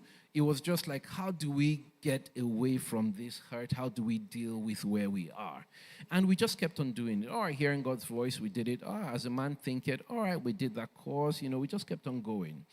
And then later on, I found out that I was hearing God in a way that I wasn't hearing him before. My experience, my dreams became clearer. When I studied, I would see God saying something to me. And also, even when I speak to people, I'll be very accurate with what's happening in their lives. So God started using me in that season as well to be an encouragement to people. Then 2020 came, the most dreaded year. And in that year, that was where I found my solitude. Because again, I was constantly gigging, but in 2020, there were no gigs, nothing was happening, so everything shut down. I remember there was a time, because when we have many stories. When we first got married, God spoke to my wife clearly that she should stop working. She was already on her way, she was working in the bank. And so I became the major breadwinner. And at a point, I started getting resentful, like, why am I the only one making all this money and taking care of everybody? Sometimes you enter the house, you want to say, what have you done today? I started getting resentful. And then in that season, God spoke to me clearly. He said, you are not the provider of this family. I am. And if you don't recognize that, I would raise up your son, Joshua, to be the provider. He can start modeling and he'll be the provider of this family. Now, 2020 came. My finances crashed. My main source of income was gigs. Not even recorded material. It was gigs. In 2020, my wife started making 3 streams of income. So she started providing for the family. And that was where my breaking season started. In 2020, I wasn't doing much. My wife was providing. I had to deal with the pride of that. God was working in me because he was taking me somewhere. And then solitude. So the more I studied, the more I could hear God's voice. And these people that my wife took me to, they started doing a deeper course, the prophetic course. So I took that course as well. Now, the problem with the course was that I was going to spend hours in prayer. I was going to do exercises like walking on the road and just praying over an estate, just praying that people will come to God. It was just, I was just doing different things that I wouldn't have done. But again, 2020, I wasn't doing anything. So that was the point. So that season, I started hearing God clearly. I always give this example because it was one of my most accurate examples of hearing God clearly. In 2021, things had sort of opened up, So I was backstage and I saw this woman making this girl's hair. And I was just seated. And I'd gotten to the habit of, God, what are you saying? In every situation, God, what are you saying? And he just told me 13-year-old son. And I looked at the lady. I'm like, this lady doesn't have a 13-year-old son. She's older than that, So I kept quiet. But later on, I had the courage to just muster up my faith. I said, Ma'am, do you have a son? And she's like, oh, yes, I have 2 sons. She called their ages. One was in the 20s, late 20s, one early 30s, I think. And then I'm like, okay, well, maybe I didn't. I just left it at that. And she said, but I have a 13-year-old grandson. I was like, that's what God was trying to tell me.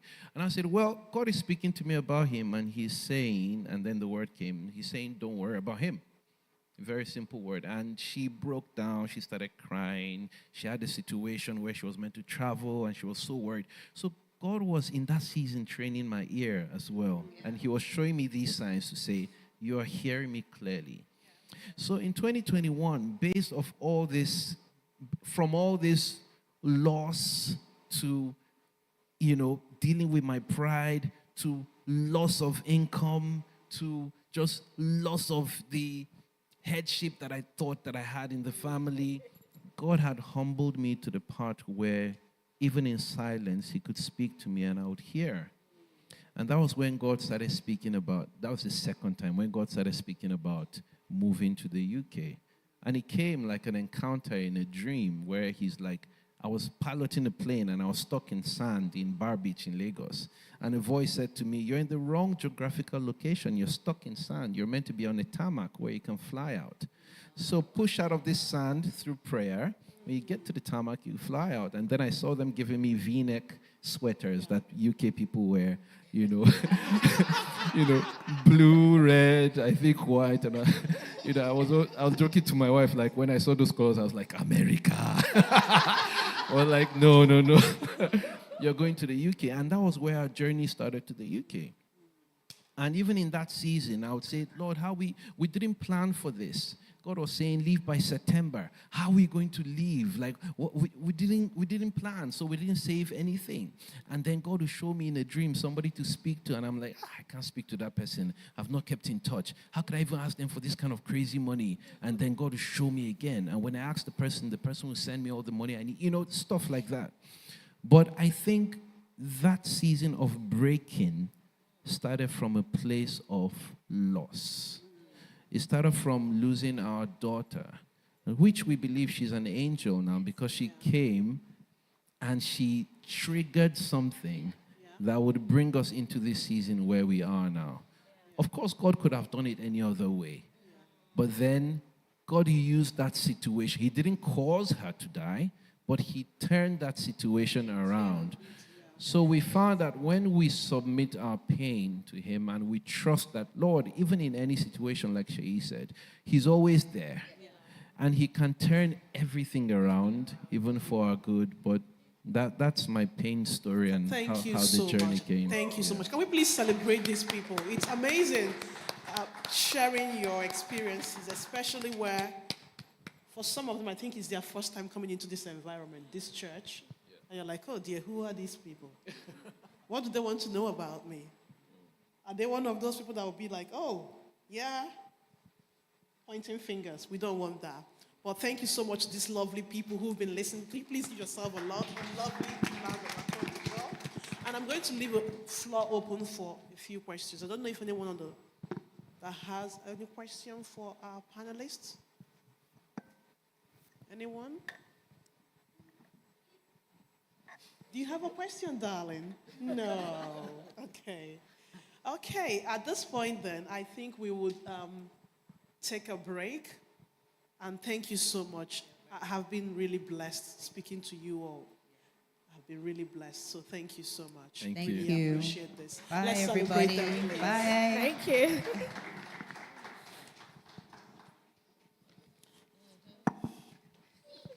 I think next we have some affirmations. I'm not sure if Victor is here.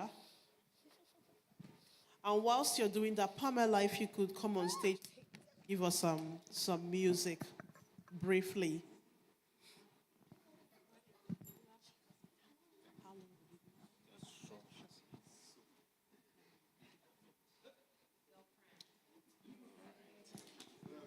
Good afternoon, everyone.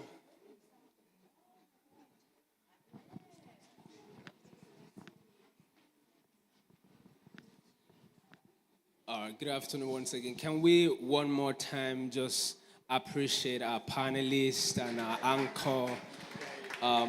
Wonderful, powerful conversations ongoing this afternoon. And it's good to see everyone here together having good conversation. If you don't mind, if we can just rise to say these affirmations together. You know, words are power containers. Words are conduit. If you don't like the direction that your life is going in the immediate, one of the things that you need to check, one of the things that you need to audit are your words. Words are creative. Not every word every word that we speak is spirit, but not every word that we speak is life.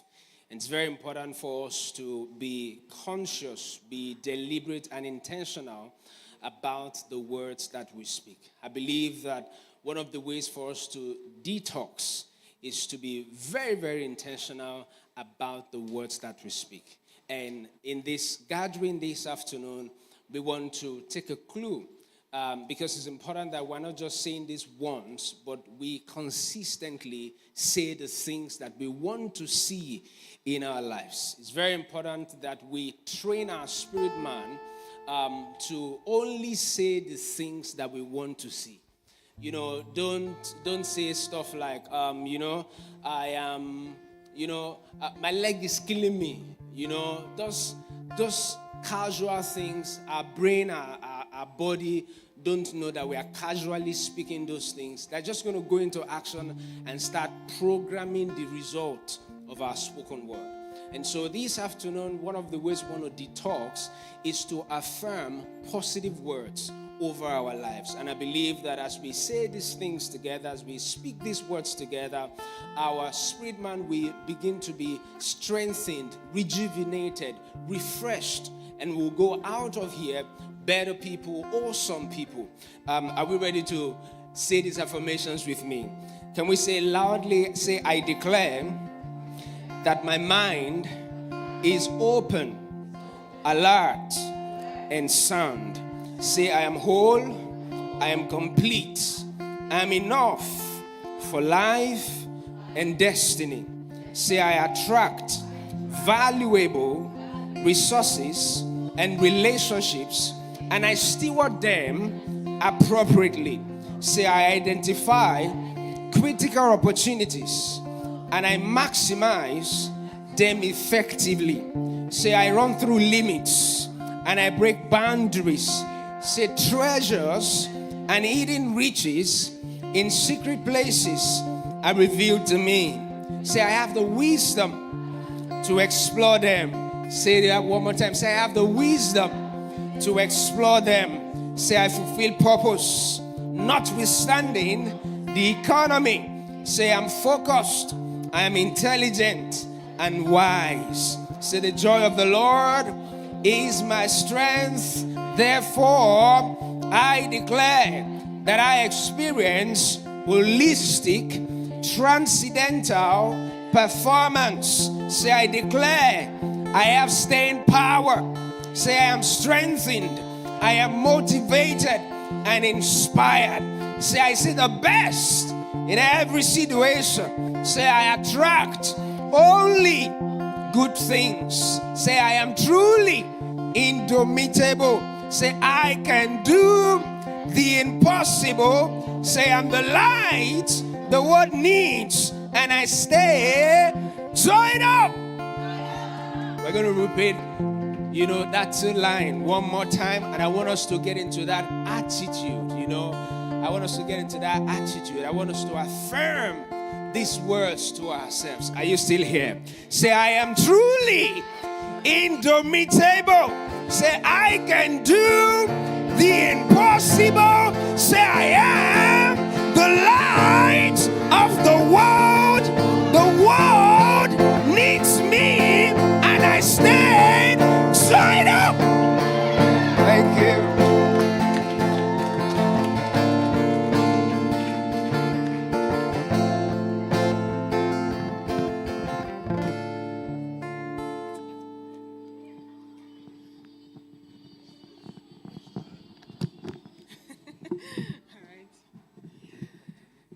Because of my cord, I will be here. Good afternoon, everyone. It's an honor to be here. Thank you for having me joined up. And it's an honor to see the people that I've been seeing from afar, very close by proxy. It's great to... so that's Seyi Shay. Hello. Nikki Laoye. I love you. Thank you. It's great to see you in person. So we all have stories, and as a songwriter, I decided to write mine in a song. I've always known something was missing, but I couldn't place what. Depression started creeping. Pain was my daily companion. Broken down regrets as deep as the ocean. Then I heard of you. and walls I built started crumbling down. A gentle touch of your spirit. Now I see clearly. Now I know.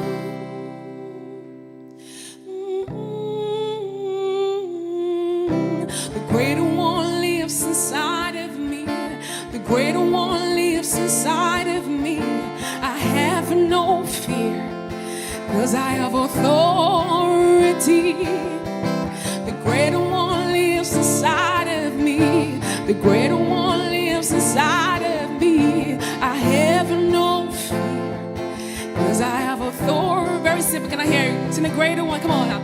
The greater one lives inside of me. The greater one lives inside of me. I have no fear. I have no, 'cause I have authority. 'Cause I have authority. One more time. Oh, the greater one. The greater one lives inside of me. The greater one lives inside of me. I have no fear. No fear. The greater one lives inside of me. The greater one lives inside of me. I have no fear, 'cause I know who I am. Oh, the greater one lives inside of me. The greater one lives inside of me. I have no fear, no fear. That's who I am. Love forever, love. That's who I am. Save forever, save. That's who I am. Free forever, free. That's who I am. That's who I am. That's who I am. Very simple. Say, love forever, loved. Love forever, loved. That's who I am. Save forever, saved. Save forever, saved. That's who I am. Free forever, free. Come on. Free forever, free. That's who I am. That's who I am.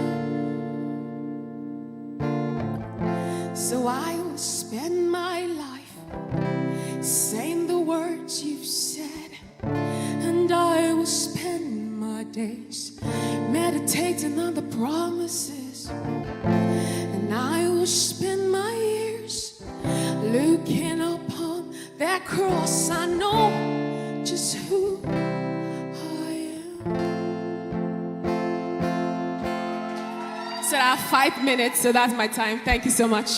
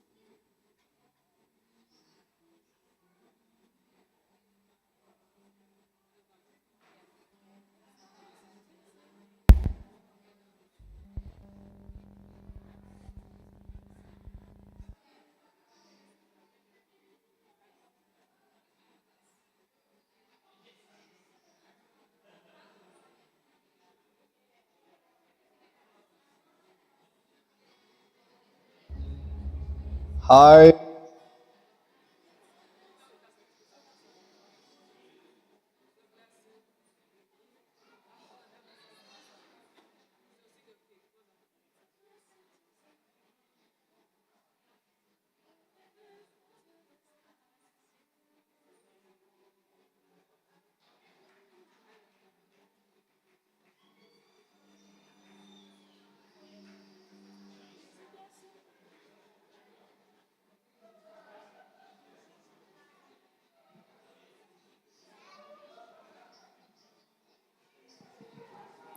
Okay, everyone. If you've grabbed something to eat, we're going to make a start with Bolu's speech now. But feel free to grab your sandwiches as well if you've not got that yet. Thank you.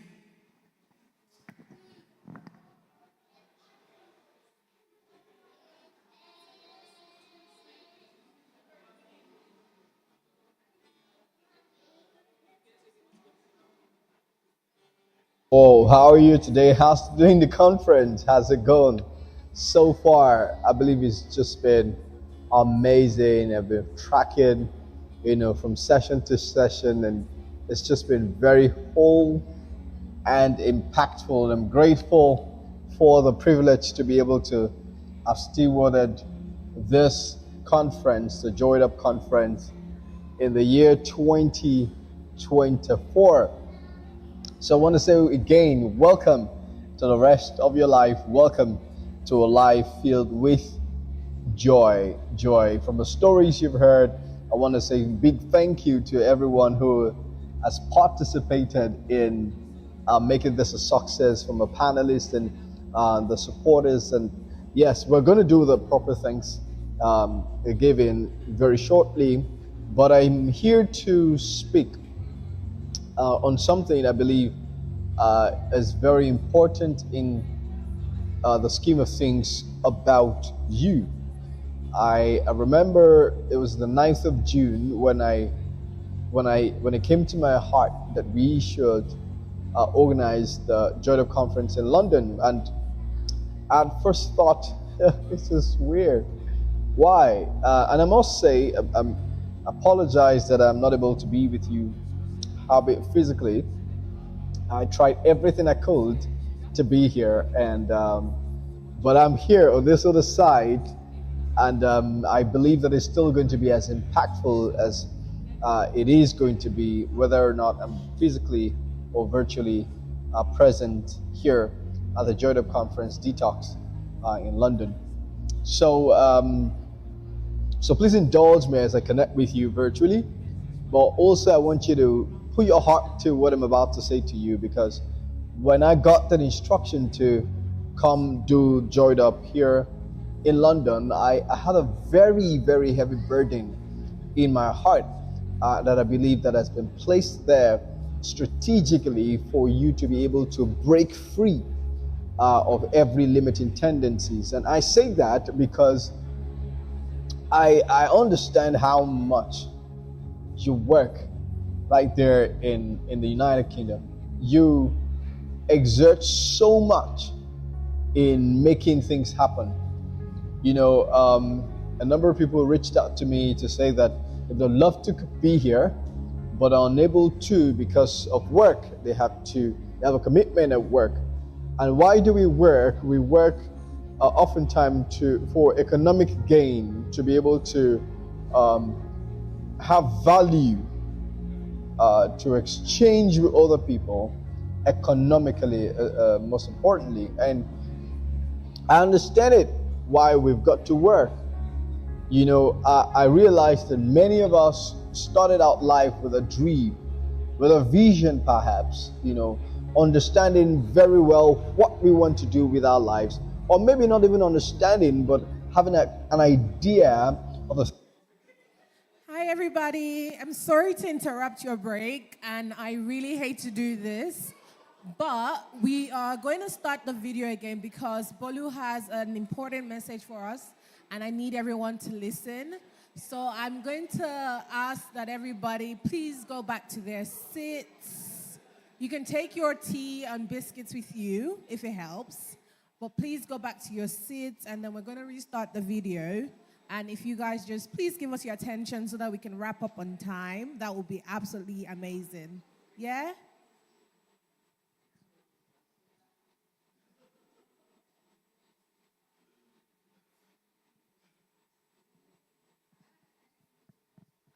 So can we please sit down so that we can, keep watching the video and then we can kind of wrap up on time. We're already past time, please, guys. Thank you so much. Appreciate it. Hi. Whoa, how are you today? How's doing the conference? How's it going? So far, I believe it's just been amazing. I've been tracking, from session to session, and it's just been very whole and impactful. I'm grateful for the privilege to be able to have stewarded this conference, the Joyed Up Conference, in the year 2024. So I want to say again, welcome to the rest of your life. Welcome to a life filled with joy. Joy. From the stories you've heard, I want to say a big thank you to everyone who has participated in making this a success, from the panelists and the supporters. And yes, we're going to do the proper Thanksgiving very shortly, but I'm here to speak on something I believe is very important in the scheme of things about you. I remember it was the 9th of June when it came to my heart that we should organize the Joyed Up Conference in London. And I at first thought, this is weird. Why? And I must say, I apologize that I'm not able to be with you physically. I tried everything I could to be here, and but I'm here on this other side, and I believe that it's still going to be as impactful as it is going to be, whether or not I'm physically or virtually present here at the Joyed Up Conference Detox in London. So, so please indulge me as I connect with you virtually, but also I want you to put your heart to what I'm about to say to you, because when I got that instruction to come do Joyed Up here in London, I had a very, very heavy burden in my heart that I believe that has been placed there strategically for you to be able to break free of every limiting tendencies. And I say that because I understand how much you work right there in the United Kingdom.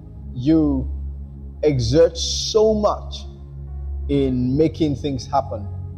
You know, a number of people reached out to me to say that they'd love to be here, but are unable to because of work. They have a commitment at work. And why do we work? We work oftentimes for economic gain, to be able to have value, to exchange with other people economically, most importantly. And I understand it, why we've got to work. You know, I realized that many of us started out life with a dream, with a vision perhaps, you know, understanding very well what we want to do with our lives, or maybe not even understanding, but having an idea of the things we want to do with our lives, and we're doing everything we can to achieve our dreams. But then it comes to a point where adulting starts to adult. That's a joke when you said adulting, but yeah, the Gen Zs will get it, right? But adulting starts to you know, show up in your life, and then you then start to excuse your vision and your dream for something more physical, more tangible, like a paycheck or like survival. And I could say that human experience is two-layered. The first layer is a layer of survival, where you're doing everything you can just to be able to survive, just to wake up the next day. And there's a layer you get to, which is a higher layer, where you're thriving, You're not seeking to survive, you're surviving without effortlessly surviving, and now you're seeking to thrive. You're seeking to have influence and affluence, you're seeking to be able to control things, to have power, and to have affluence, money. All right, so whatever layer you're in, whether you're seeking to survive or thrive, I recognize that you work hard. You work so hard. And there's nothing wrong about work, but it gets to a point where you let go of your dreams in order to work. Because you realize that whatever you're dreaming or whatever you had dreamed up until now had not been able to fund your survival. And so you must find the thing that will fund your survival so that you're in a better position to then seek to thrive. I recognize that. I think God recognizes it. I think He sees you while you're working, doing all that you can to make ends meet. I see. And I think He sees as well. But there's a point that we get to where we are fully immersed in our work and the things that we must do that we oftentimes then forget ourselves, forget our dreams, our vision, and we just try to make ends meet. And then we, in the face of the society, try as much as possible to appear like we are performing human beings. But because I believe that life is driven by performance, those who are not performing are excused from life. In whatever way that you can perceive that, those who are not performing are excused from life. So what you must do, you must then perform to be able to be valuable in life. All right? So in your bid to perform, and you must understand that performance is not just about work. I will tell you 5 performance areas that you must consider in your bid to become a valuable person in society. First of all is the activities of daily living, the things you do every day. Whether you're cooking or you're eating, you're brushing, you're dressing up, you're driving, whatever you're doing every day, many of those things you do without even thinking or engaging your logic to do it. Those things you did this morning, you did yesterday morning. Okay, I'm sorry to interrupt a bit. The video is about 45 minutes. So what we have done is to identify the meat of his message. So we're going to skip to that bit, but the whole video will be available later for anyone to watch, if that's okay. That's the only reason why I'm standing here, to move us to the meat of it. Yeah. Thank you, everybody. You hear right in the building at Joined Up Conference, because no matter what the conspiracy is, one of it being me not even present physically there, no matter what event life has orchestrated to frustrate whatever your dreams are, I still dare to say to you that your dreams are valid, your dreams can come true. But your belief was to give you a consequent emotion and oftentimes a consequent experience. But there's something I know that is the propellant of the life that you really do desire. That even though you're surviving, things are put together, you're making ends meet, but your dreams are suffering for it. Your dreams can come through. You can be everything that you were designed to be. And you know it is stirred up in you. You know it as I speak to you. It's resonating with you that there is more to your life. And I dare say that even though there is a ceiling over you, even though there is a limit placed in your possibilities by whomever or whatever, it is possible to run through it to scale the walls, scale the limit, and be everything that you were designed to be. And the one way to detox, to let away the weights, I remember it's Hebrews 12, I believe. I hope I'm right. It says to let go of every weight that easily beset. I say this scripture to you because many times there are weights are holding you back from being everything you were designed to be. It may not be obvious.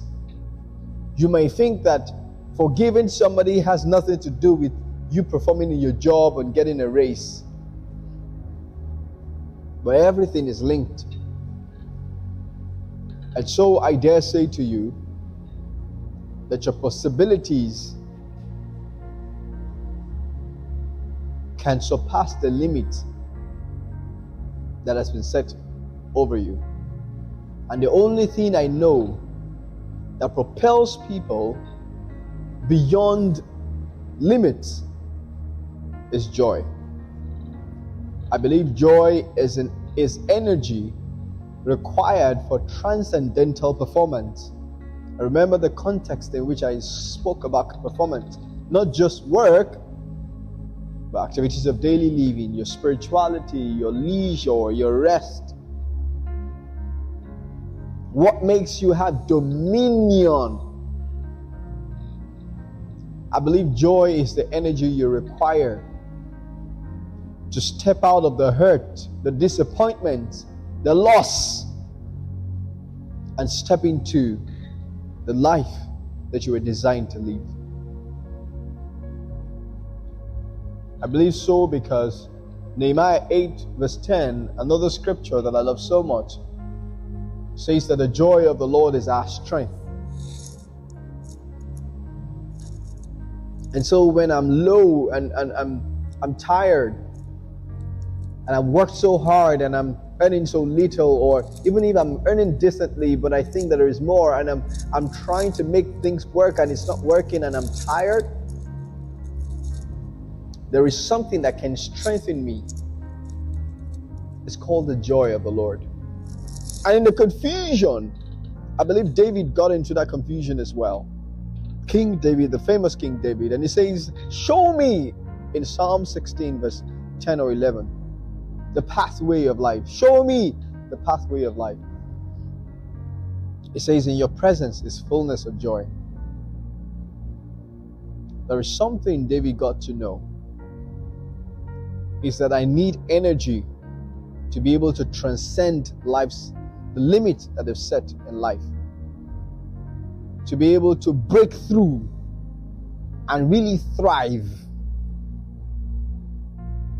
Break through the environment. See, I must say this, that the phenotype of a person is this observable traits. The things that we see about you is your phenotype. Now that's a combination of your genotype, what you're wired to be, what your wiring is, your genes, and your environment. And I dare say to you that genes are turned off because the environment is not suitable for those genes to thrive. So there are things about you that are not yet finding expression because the environment is turning it off. And it's frustrating to know that you're wired for greatness, wired for dominion, wired for much more, and your possibilities are frustrated by your environment. Whether your mental environment, your physical environment, your work, the people you find around, the things you say to yourself in your mind in the corner of your room. Your past experiences can be your environment, placing a limit on your possibilities. But I dare say to you that joy can shoot you beyond the limits that the environment sets. How do I know this? Because I believe that joy is strength.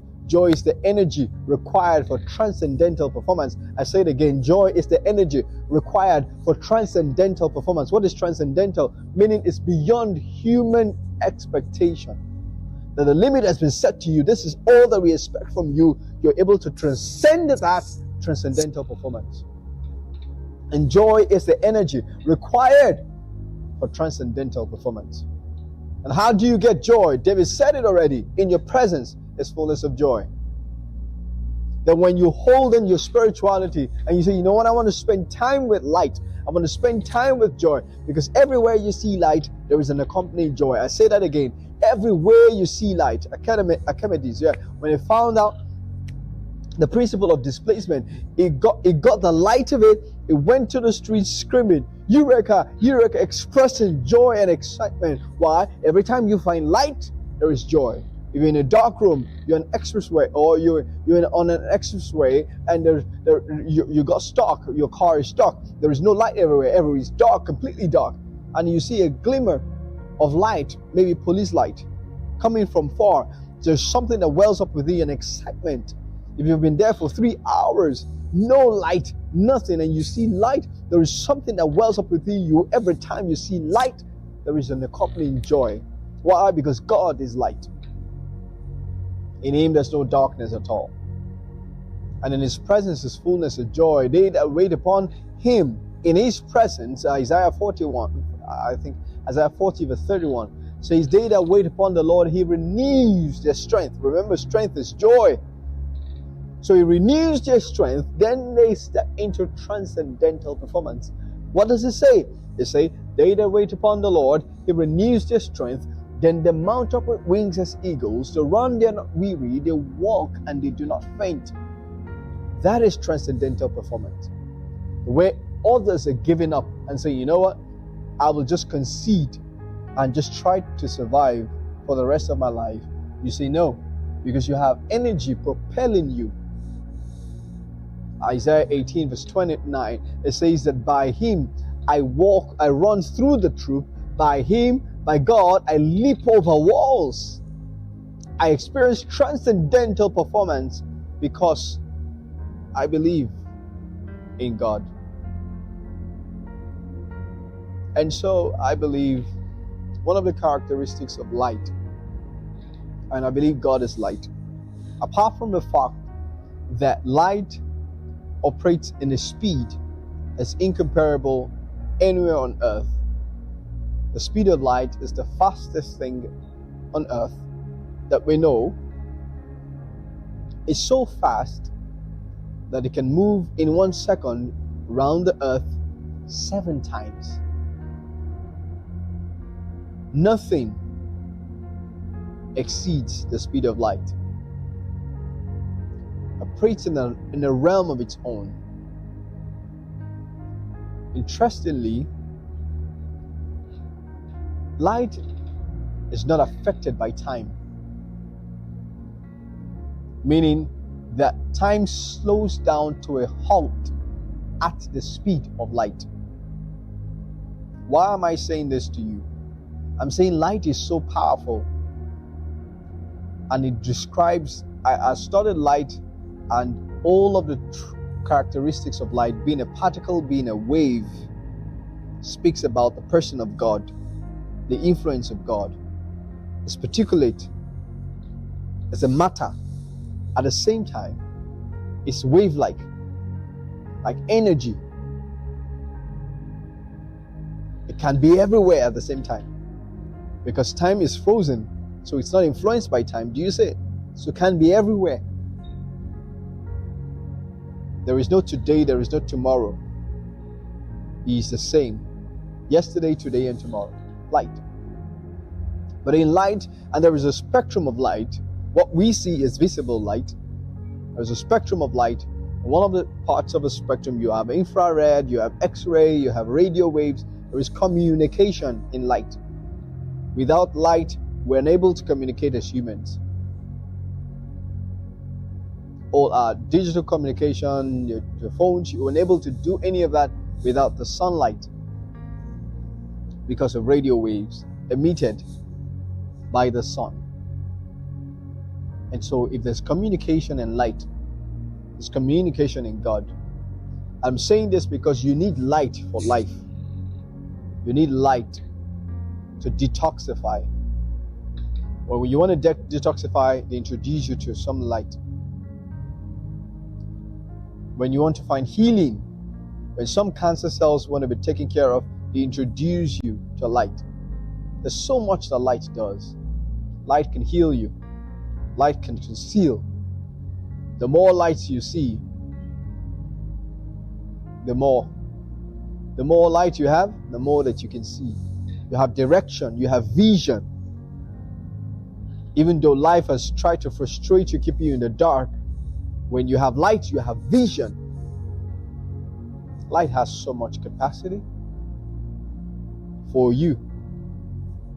And wherever you have light, you have joy. And so I'm making a call today for you to step into joy by stepping into His light. For in His presence is fullness of joy. And how do you access His presence? It says, come with thanksgiving, come with praise. Enter His gates with thanksgiving, enter His courts with praise. Gratitude is an acknowledgement of God. And every time He is acknowledged, it dispenses His presence. When His presence comes, light comes. And when light comes, joy comes. And joy is the energy you need to be able to transcend the hurt, the pain, the disappointment, the setbacks, the bills that you need to pay, the money you're owing. You need transcendental performance to be able to outmaneuver the conspiracies that have been set to keep you down. And joy will deliver that to you. And so I'm making a call to you today to embrace joy, because the joy of the Lord is your strength. You may think you don't need faith. You've been around faith people for so long and you've been hurt. I acknowledge that. But you need light, you need joy for your journey. No matter how hurt you've been, no matter how pained you've been, I want to challenge you to take your life in your own hands by embracing the light. Not the people who reflect the light, but the light Himself. Have a real relationship. And in that relationship with God, who is light, you will be able to draw in on the joy that He has. And you step into a life of transcendental performance. I want to make a call to everybody here. This is a session we call Hug Session. It's going to be facilitated by somebody, but I want you to do it.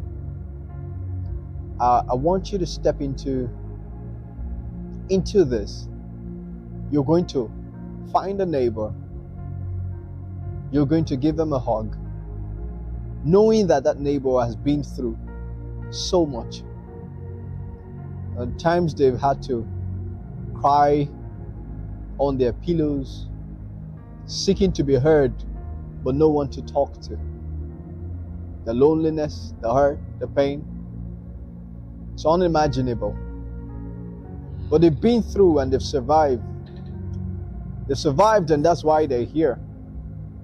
But please be a shoulder to your neighbor today, because your shoulder becomes light to them. God told me He wants to hug everybody. He wants to heal those who are broken. No matter what it's been, no matter what they did to you or said about you, that hurts. Many you may have just zeroed your mind and accepted it. This is a vulnerable time. This is a time to say, you know what? It really does hurt. It really isn't convenient to stay with knowing this, that they said this or they did this to me. I want you to hold the next person and give them a hug. Help them to realize that they're not alone. And I believe healing will happen in this place because of it. God bless you.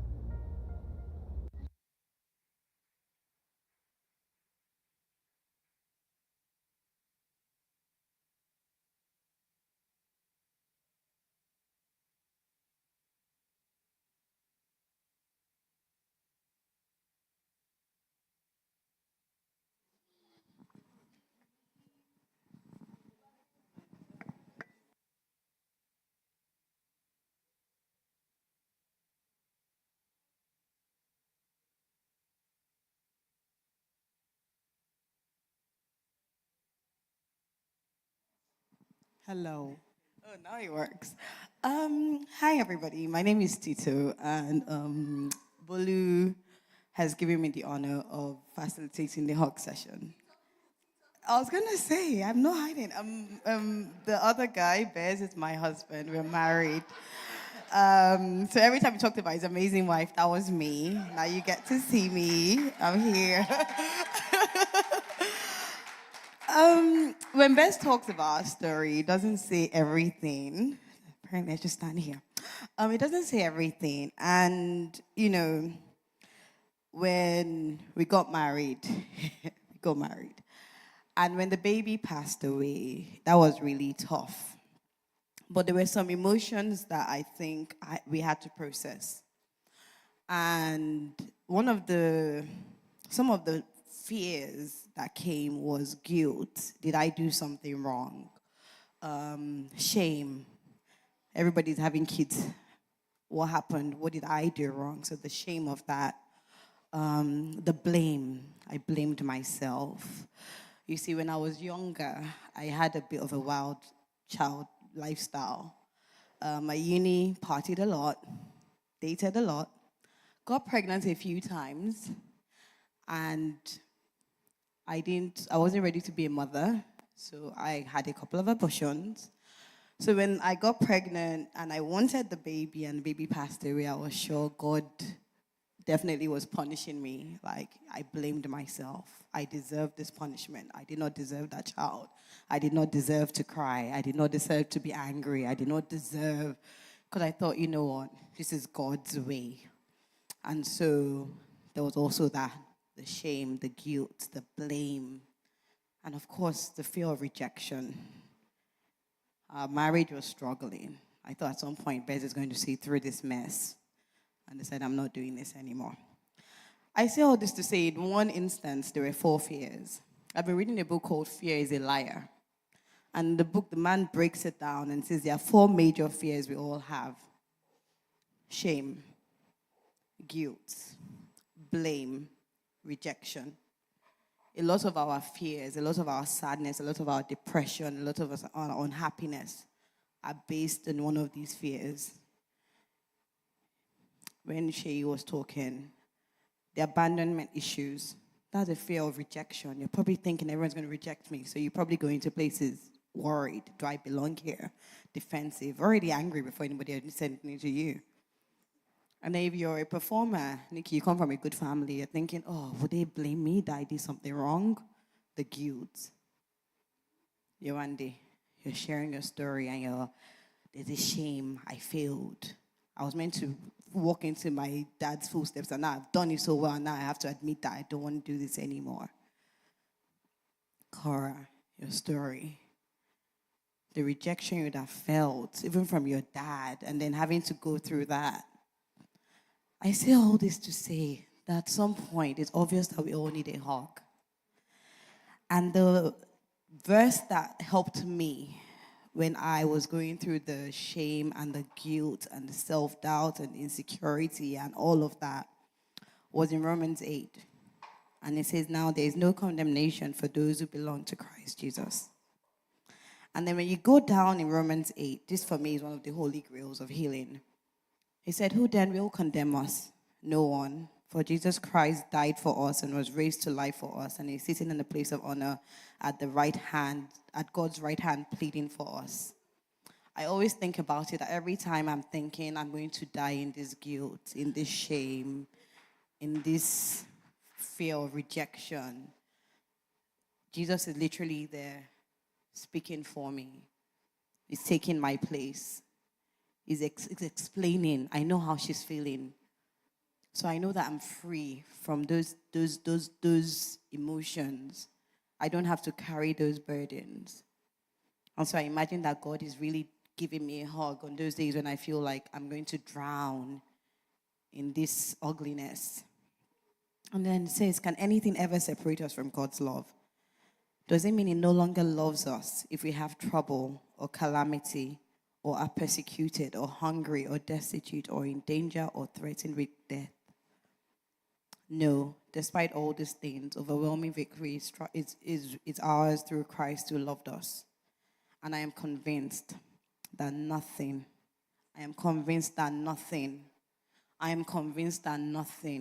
no shame, nothing I've done, no condemnation. I'm convinced that nothing, no guilt. I'm convinced that nothing, no blame. I'm convinced that nothing, no rejection, no abandonment. I'm convinced by nothing. I'm convinced that nothing can ever separate us from God's love. Neither death nor life, neither angels nor demons, neither our fears for today or our worries about tomorrow. Not even the powers of hell can separate us from God's love. No power in the sky above or in the earth below. Indeed, nothing in all creation will ever be able to separate us from the love of God that is revealed in Christ Jesus our Lord. And I hope that somebody has found some kind of freedom in those words. It says, he who the Son has set free is free indeed. So with this hug session, you're meant to just pick a partner and just give them a tight hug. And I hope that I don't know if there's meant to be music, right? Or is it just my voice? Am I going to talk through this? There's meant to be some music, right? Bolu promised us music. So in this moment, I'm just going to start to speak and pray over you. I pray that you find the love of God. Pick a partner. I'm not saying hugs. You can stand up, hug properly. Go to someone. If you came with somebody, hug yourself. A tight hug. Hold yourselves in the loving, warm embrace. Imagine that Jesus is giving you a hug. You guys can hug for longer. It's okay, I don't mind. Imagine that God is just hugging you. Just hold that hug. Release all the pain, all the fear. If there's something that you've carried on for so long, there's meant to be music, but they're not giving it, so I'll just continue to talk. Release it. Imagine that Jesus Christ is with you and He's hugging you. Imagine He's telling you that I love you. Imagine that you're thinking, all that shame I've carried around, and He's saying you don't have to carry anymore. Imagine the burdens. Imagine the doubts you've had about yourself. Imagine that you felt guilty, that you've never done enough. Imagine that you think, am I good enough? Imagine the shame. Pamela, you're going to save me in this moment. Just imagine. Hug it out. The Lord loves you. He doesn't condemn you. He's not holding anything against you. He has set you free. The joy of the Lord is truly your strength. For every burden you've carried, the Lord is releasing you. The Lord loves you. You are so loved by God. You deserve His love.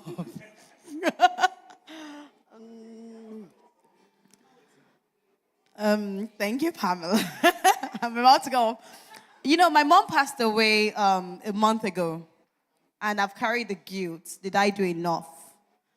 And today, just getting these hugs are just great because I think I need a hug from other people, including my husband. But Pamela, over to you. Save me because I don't know music. So you're actually meant to be hugging as the music is playing, but after the fact.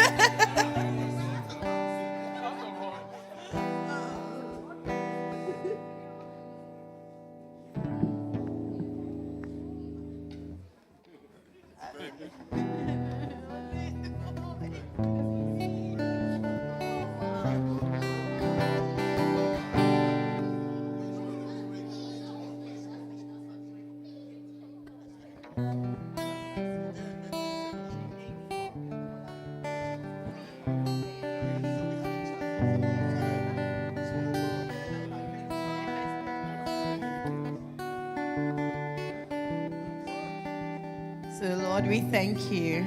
Thank you for healing.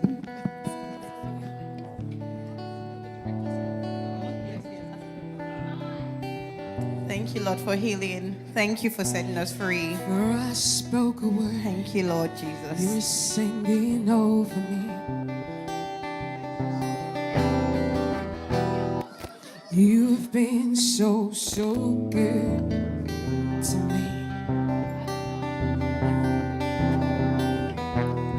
For I took a breath, you breathed your life in me.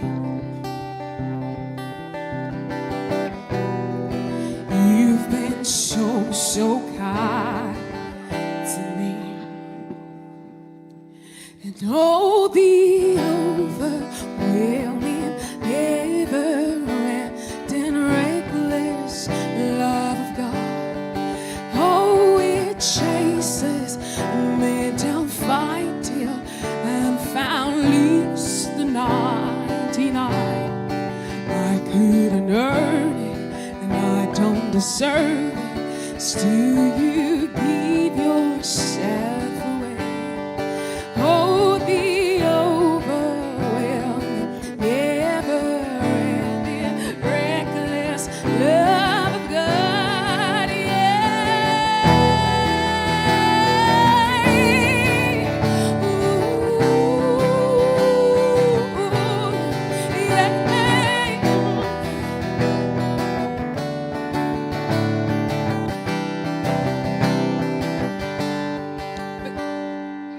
Nikki, can you use mine?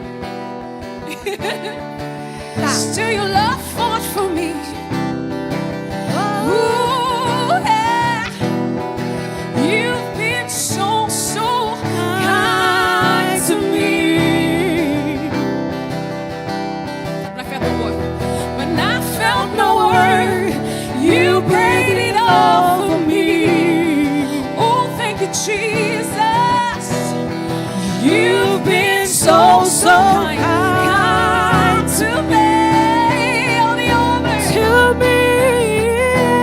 Yeah. Never-ending, reckless love of God. Oh, it chases me down, fights till I'm found, leaves the 99. I couldn't earn it, I don't deserve it. Still, you give yourself away. Seyi Shay, understand? Oh, the overwhelming, never-ending, reckless love of God.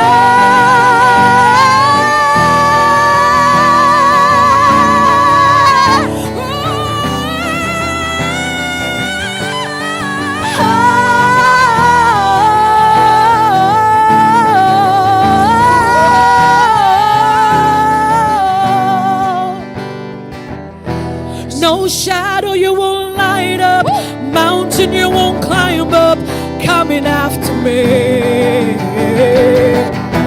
No wall you won't kick down, lie you won't tear down, coming after me.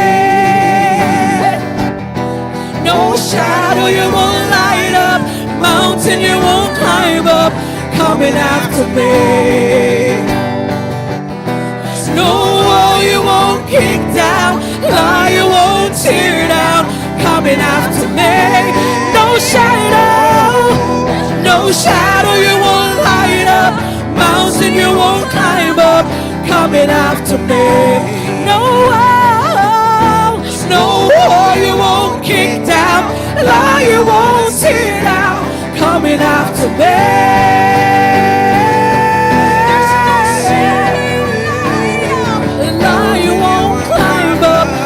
After me.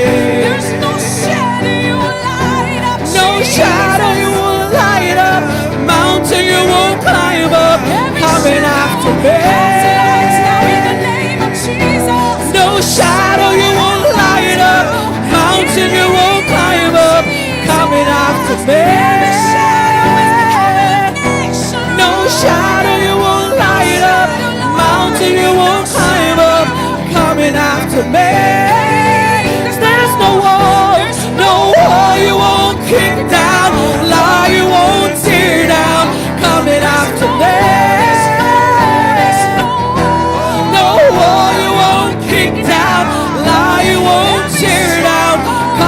after me. No wall you won't kick down, lie you won't tear down, coming after me. No wall you won't kick down, lie you won't tear down, coming after me. Oh, the overwhelming, never-ending, reckless love of God. Oh, it chases me down, fights till I'm found, leaves the 99.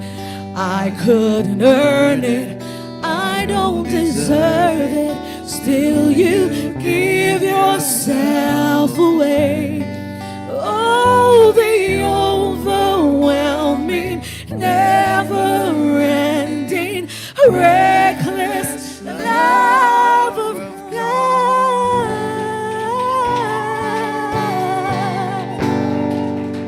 Perfect song. Thank you so much, everybody. I hope you've enjoyed the session. I hope you feel lifted.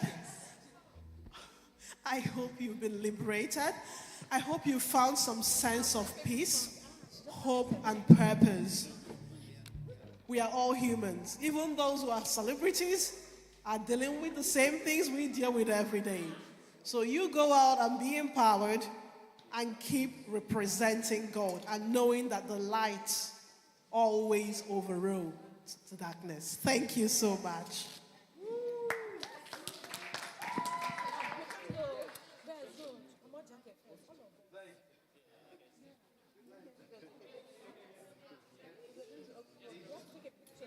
Let's get on stage, take a hockey picture.